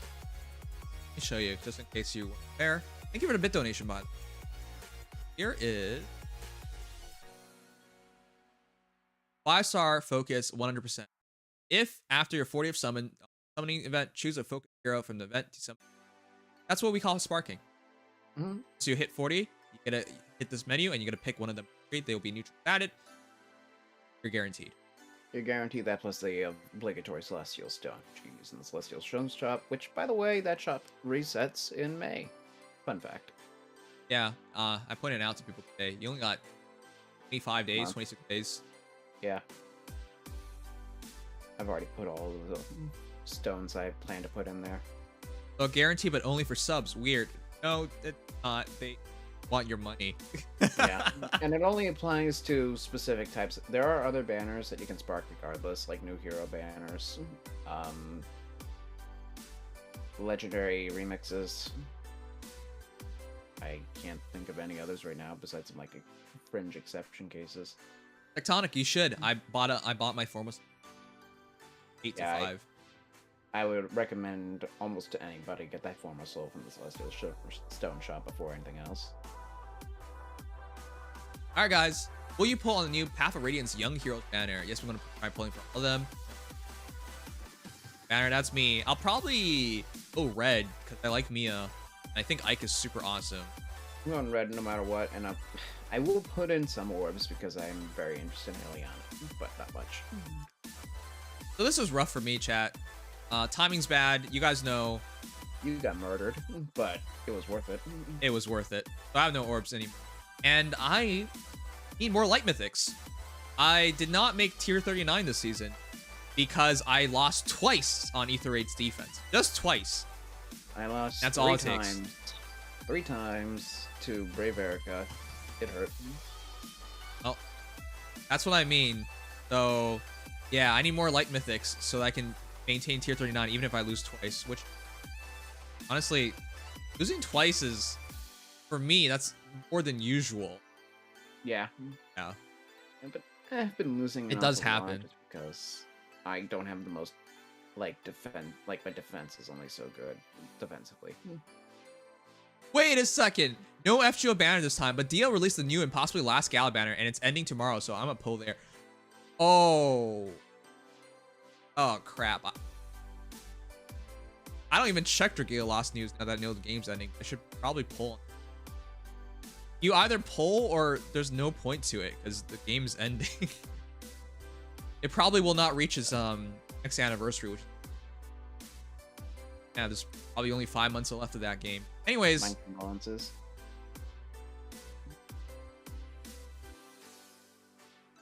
at 46 responses and 41.3% of you guys are skipping. So, Fair. ask the question, how would you rank the Young Heroes banners? Well, Ike and Mia both have something actually worthwhile. Very uncommon to have a color Yes. share where one isn't more undesirable than the other. And But gonna try by the way, for for Mia full later. context, does Yep. have to be kept in mind a little bit for each of these banners, especially since this one's coming up the coattails of some of the best summoning we've had in ever. ever, yes. There is also that. This. Yes. So, this is easily the worst response I've ever seen for Young Heroes. Easily. Not even close. 100%. However, do I think this is the worst Young Heroes banner? No. No. I still have it ranked first Young Heroes banner. No. That was the first time we got a trio hero, which is hilarious. And only. Yep. And that hero, for its time, Ghoul Trio Pala, crazy. Insanity. It was such a strong hero for the time. Didn't get as much use even in that time though. At least in my opinion. Yeah. I don't think I saw a lot of her. Like I saw- conceptually she was great, but Right. I saw a few people use her properly. yeah. I do feel like she kind of got swept under the rug though, pretty quickly. But it's more about Sheeta, and that was the first time we saw a hero just be effective against literally 75% of the cast, which was like fathomable, but that's what they did. Yeah. And then Young Marth was probably the most popular special hero project ever. Ever. 100%. Oh.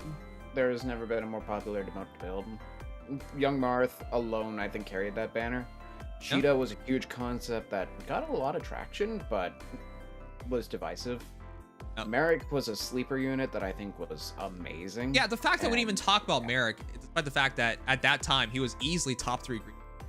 he Not was probably one of the best mages, period. yeah. Being honest. It's just that he got brushed over, so Yep. he didn't really get the coverage he deserved. But the Young Banner itself, regardless of that, aside from, I think, Paula, ironically, the banner itself probably became ingrained in the meta permanently. And Especially you didn't at even the mention Young Minerva at the time was very interesting in terms of Gale Force team. And of course, Florida's that a perf A slot could be on a Grail unit. That was All right. interesting. But with that said, last year's banner is second. Or sorry, last. This banner is probably gonna be second. Yeah. So this is really weird for a lot of people. It's just last year's banner had hype, had excitement, but had no meta relevance afterward. Outside of Young Leon, I swear I did not see any Ericas. Maybe like a handful, sure. You know what I mean? Yeah. Yeah, not Okay, there's main- Larsha. There's Okay. Larsha. Crap, you're right. I can't dissuade that because for the first 6 months, people had no idea what to do about her when they fought her in Etheride's defense. It was took a bad. while. When she Yeah. fell off, she fell off hard. No, you But shut your until mouth. then- I still use her. There you go. I think for the impact at the time of the release of their banners, I still think the second one had the most impact overall with the units they released. Yeah. Because of Young Innis, you're right. Yeah. Even I- Larshell, I'd say, and even like arguably Tana because yeah, You know Tana's what? Tana was a fodder thing. You know what? More so. I've seen like one good Tana, but that was eye-opening. Okay, maybe I'll have last year's banner at 7. This year's banner is still undecided because I don't know the stats, but Yeah. it's interesting because I think this banner will be. But I can't say it's more meta relevant because Young Innis is just he's meta defining. I mean, to be fair, we can't. I'm trying to keep it from the banner versus the Grails because obviously Young Innis is out and away one of the most important units they've ever released, let alone demotes. The only unit I can say was pretty bad last year was Erica. Like, other than her, I'd say the other 4 units were like really strong in their own right. No, she wasn't bad. It was just nobody really, and she needed her dual school, which didn't really matter until people were in arena. It's just at the time of her release, like God Swords are pretty much like not very usable. Like we just got Duolith like a couple months prior, and he basically True knocked that. all their like viability out. Yeah, and I still think that Tana probably just was even less relevant overall, but the fact that she brought Kanto into the inheritable pool was huge. Though I guess that's what Mia did with Delgard, so there is that. So here's my thing. I want to see how relevant this banner is because I think its top end units are way better, but its free units are Yeah, questionable. like Sugano Erika, the origins. The unit thing is is, quite though, underwhelming I mean, compared we to don't know anything about Boyd yet, but Yeah, so that's while the he will thing. probably be a little weird, Okay, I don't he think is the best arena unit of all of them. I don't think he's Boyd gonna is be. fighting an uphill battle to find Yep. a place in this state and Yep. age. He Yep. is hoping his weapon is as good as Innis. He will not have as good a weapon as Innis. The only thing is, Boyd is going to be an amazing arena unit. I do not think he has a chance anywhere else, and that's just because nobody in the Axe Infantry pool really does, except Annette. That's just how Axe Infantries are. Okay, so you guys basically got it. So if I had to do the ranking again, it would be first year's banner number 1, second year's banner number 2, and mostly because of Young Innis. I didn't really want to look at it like that, but you guys are absolutely right. He is game changing. This banner, the free heroes. While I do think Ilyana's a really really amazing hero. Not, I think at best she'll match like Young Leon's amount of plus 10. Yeah. Kind of hard, but if you do that, it's actually kind of amazing because Young Leon's, they were everywhere for. I just fought a plus 10 one last week, for example. He's still there. He's still there. It's mostly on Boyd, and I just can't fathom them making a good axe or infantry. They I could. just- They could. could, but the way with the banner is going, it seems like everybody has damage reduction for some reason. So if Boyd got that, that'd be interesting. Hey, see, that Or would something make to things cut it. interesting. I think because of his weapon, he would be. That's all I can give him. And Shamir is Yeah. not like something that took off exactly, which is unfortunate because I think she had the stats for it. Earths nowadays are so important. Which is why Boyd does have a leg up, even if he's not going to be as fast. The perf status alone is going to keep him much more relevant. No, I agree she's better than Leon. I agree with that. Leon, when he came out, because it's Leon and how useful he was in the meta at the time, which wasn't dominated by hyper movement units, he was much more functional. Also, there's a lift counter. Right. He counter lip. But yeah, he functioned better in that meta than how Ilyana's going to function. Yeah. It's more a context thing, if anything, that leads to Ilyana being in a slightly worse position, even though I think she's a better unit. Especially since the meta's fleshed out enough where there's more competition. There weren't good free-to-play mage tanks in even 2021 that I could think of. Julius didn't get his refine yet. We just got Sonya, and Sonya got dunked on immediately. Like, context-wise, I think that's part of what kept Leon up. So, that's the big thing, though, because in retrospect, you could say, like, for example, the first Young Heroes banner did not have as much meta permanence outside of Marth and Minerva, but in the context of the time, that banner was much more important, period, to Faye, than I think this banner is going to be. Or even last banner compared to this. So I'm going to just run this over so you guys, everyone knows what you guys voted for.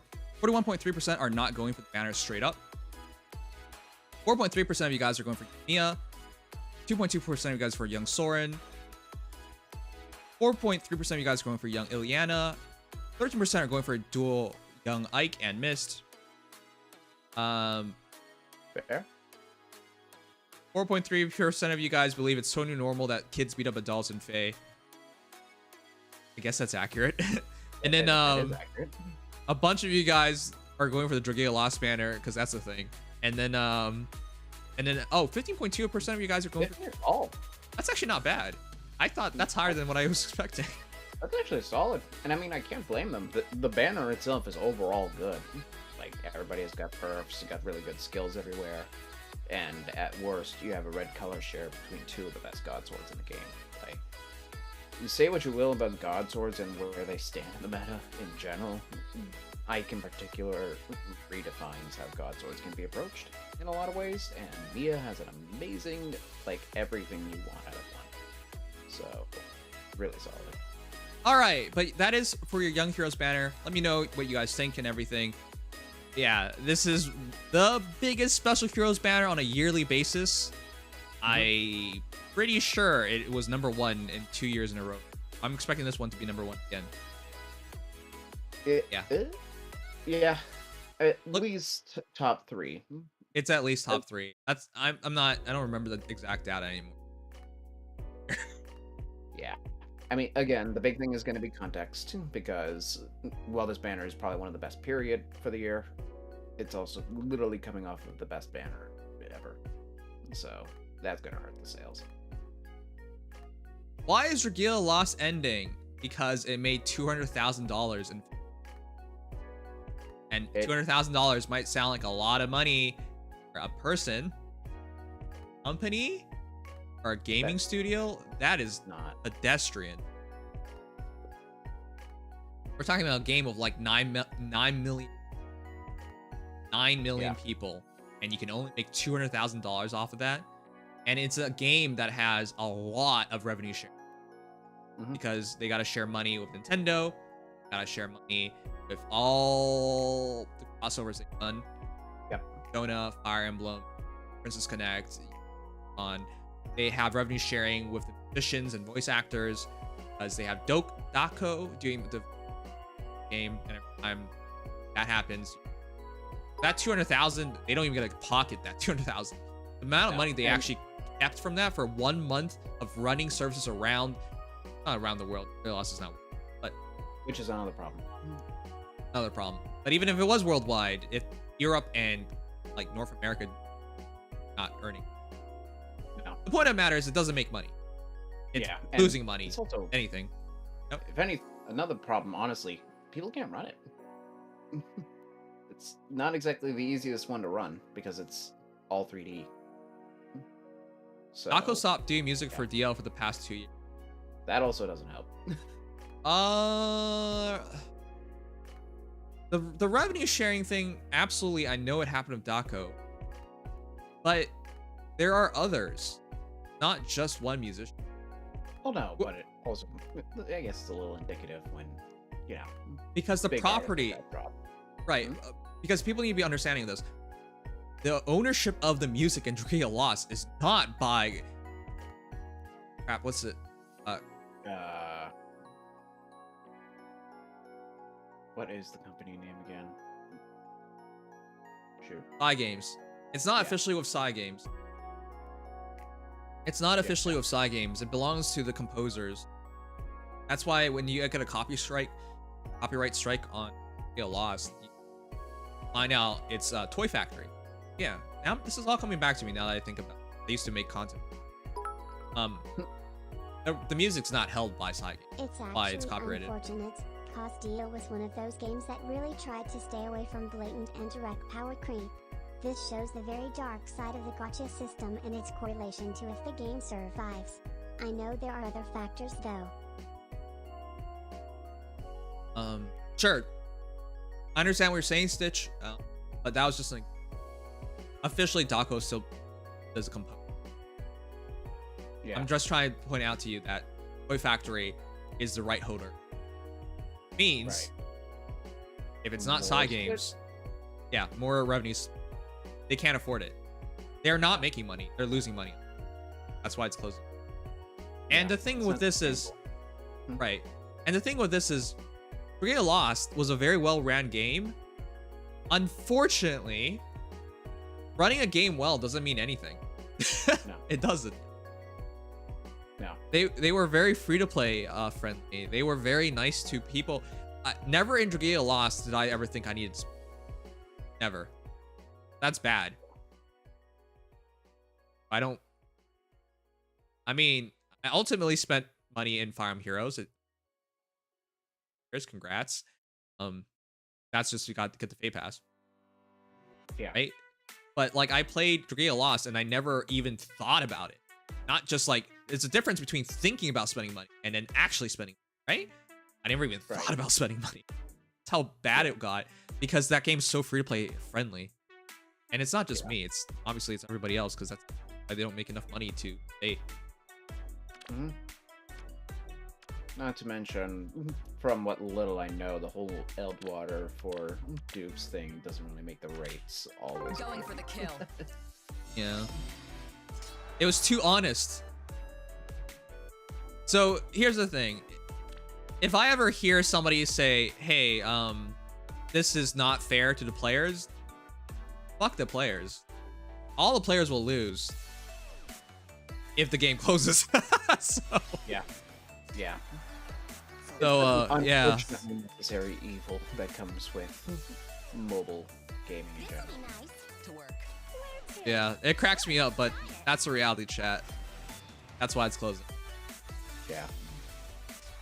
It's got a litany of things that kind of built up to it, but unfortunately, it's become anticipated, I think, for years now. Yeah. Are you building up for a Hero Mirror or something? Yeah, this entire team's HM outside of the refresh, which I need SP on. For better or worse. Because I saw the Blade Sash and Pent, and I'm thinking, that's not useful. And I need to get the Pulse Smoke and Rally Up Attack Plus on him, but good foddering. Oh yeah, it does a rally up. Yeah, that fodder path sucks. Ugh. I kind of forgot Pent's fodder. Never got him.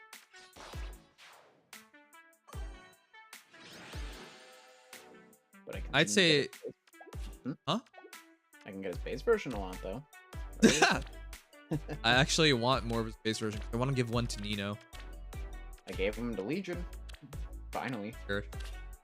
And now I have to most likely retire Legion if I want to use Void. Huh. Great. I probably will pause Void just because it is an eventual score boost. I feel bad for you because he probably makes Legion irrelevant. Legion will probably still be faster overall, is the only thing.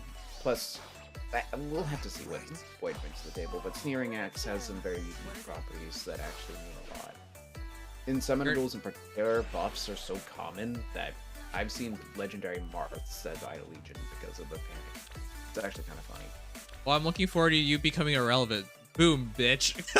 Ouch. Meanwhile, looking at most of your projects except for Reverso. Man. Well, for me, it's a different world now that I have Horrid. Yeah, you literally are. I have no plus 10 5-star locks until Violet or Vector, whichever comes first. Yeah, I forgot to ask you. I'm thinking of like trait fruiting my Ascendant Dune. Trait fruiting, huh? To minus speed plus defense plus res. Giving her distant counter, Dragon Wall, and then probably steady breath, warding breath when it. Only thing is, you will be losing guard. Yeah, but I'm trying to kill him in one. Yeah, though it does mean more against like the Harmonic Lysithea matchup, for example. Yeah. I mean, from a defense purpose, I guess it's not the worst. Wait, but I should have my Dragon Wall, shouldn't I? You will have your Dragon Wall, but you don't want to be taking that special damage, especially over extended combat. And speaking from experience, Bolt Tower cheesing, you want as much bulk as you can physically get. Oh, it's for Summoner Duel. Oh, for Summoner Duels? I guess Guard wouldn't really matter at all at that point, because you're running instant specials anyways. That's tough. I'd say it might be worth it. Because it's dual Chroms I see frequently, and we've done several scenarios of Legendary Tiki and how that looks. Apparently, Legendary Tiki cannot survive unless you go plus defense, Summoner supported, and even then, you're beating a base Chrom. Right. And by the way, keep in mind, with Chrom, Deadeye will just get rid of Dragon Wall anyways, but yeah. No, that's not a huge deal when you have Siballin. Well, yes, that's the thing. For Tiki, I'm not going to do that, obviously. But for Tiki, she dies. Yeah, that's the reason why I'm considering a Dune. I'm going to first make Tiki and use that for a while. I'm going to keep this on the back burner and think about it more. But Tiki's basically completely built anyways. Yeah. I mean, the big thing is, especially with Summoner Duels R, you might want more than one Savior. Or Summoner Duels S. I want more than one Savior for multiple teams. I'm going to have like 4 Savior heroes at this. Yeah. Yeah, I have one for each team, and Adon is one of them, so I'd say it's probably at least worth considering, but put it in some testing if you need to do some regular Summoner Duels to get an idea of how Tiki fares at all. Because Tiki is, of course, cheaper. much cheaper.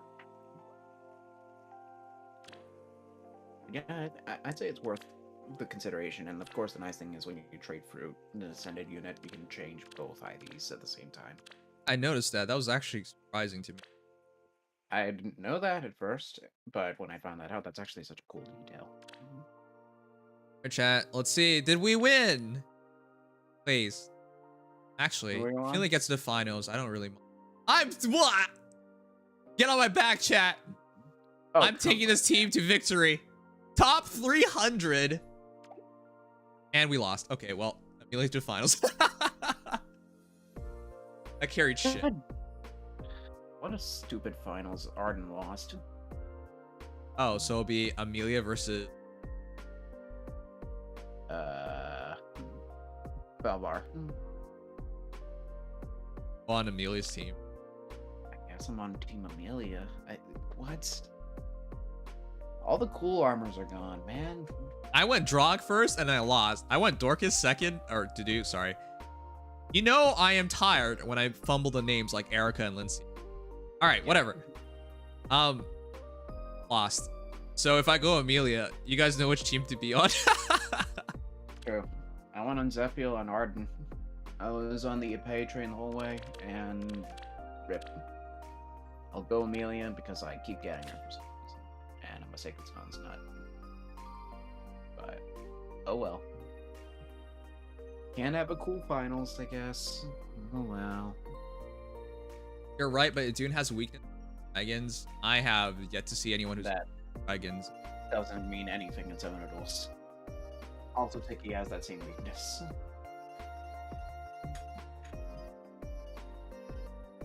Yeah. Who's the Valbar that carried us? Well, carried their team to beating up Arden. Because they were same locked and then Arden got the advantage. It was kind of annoying.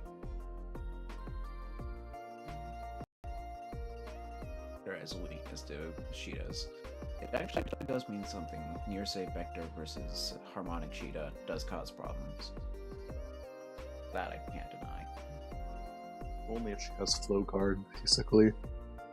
Even without Vector isn't always running Bonfire. Even if he does, Sheeta can technically live it. All right, but I gotta go back to studying, so I'm gonna raid Leaflet. Good VTuber friend of mine. Well, just good friend in general. Knew her before. But Yeah. what's our raid message?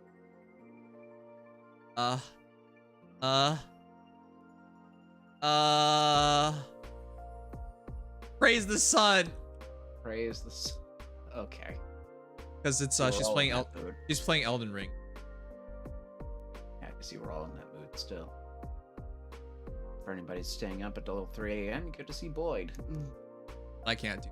I gotta study. I just need to sleep. Have a good night, not noms and chat. See you guys for update night and cheer. Take care, Gmo. Thank you so much for being here as always. All right, guys. I love you guys. Take care. If you enjoyed the stream, leave a like, subscribe, follow. All is nice. Yeah, I gotta go study. I got more things to worry about for tomorrow. Yeah, no kidding. Anyways, yeah. Bye. Good night, everybody. Oh, yeah, I'm Just sick. try to say bye and then just coughs. Okay. Yeah, I'm sick. Oh, smooth. Okay. Hope you feel better. Have a good night, everybody, and I will see you all tomorrow. All right, off we go. Take care, everyone.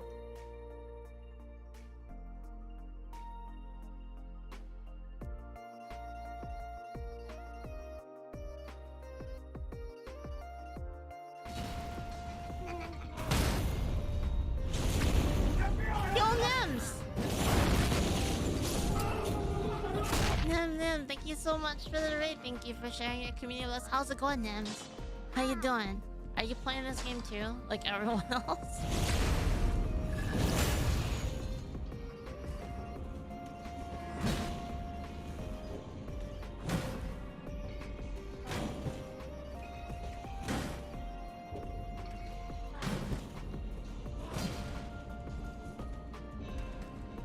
Oh my goodness, I'm so All bad right, take right care, now. everyone. Hi, best slime. Nim happy What? I played it at launch but got sidetracked. Nim, Oh, I did this part. Where'd you get oh. sidetracked?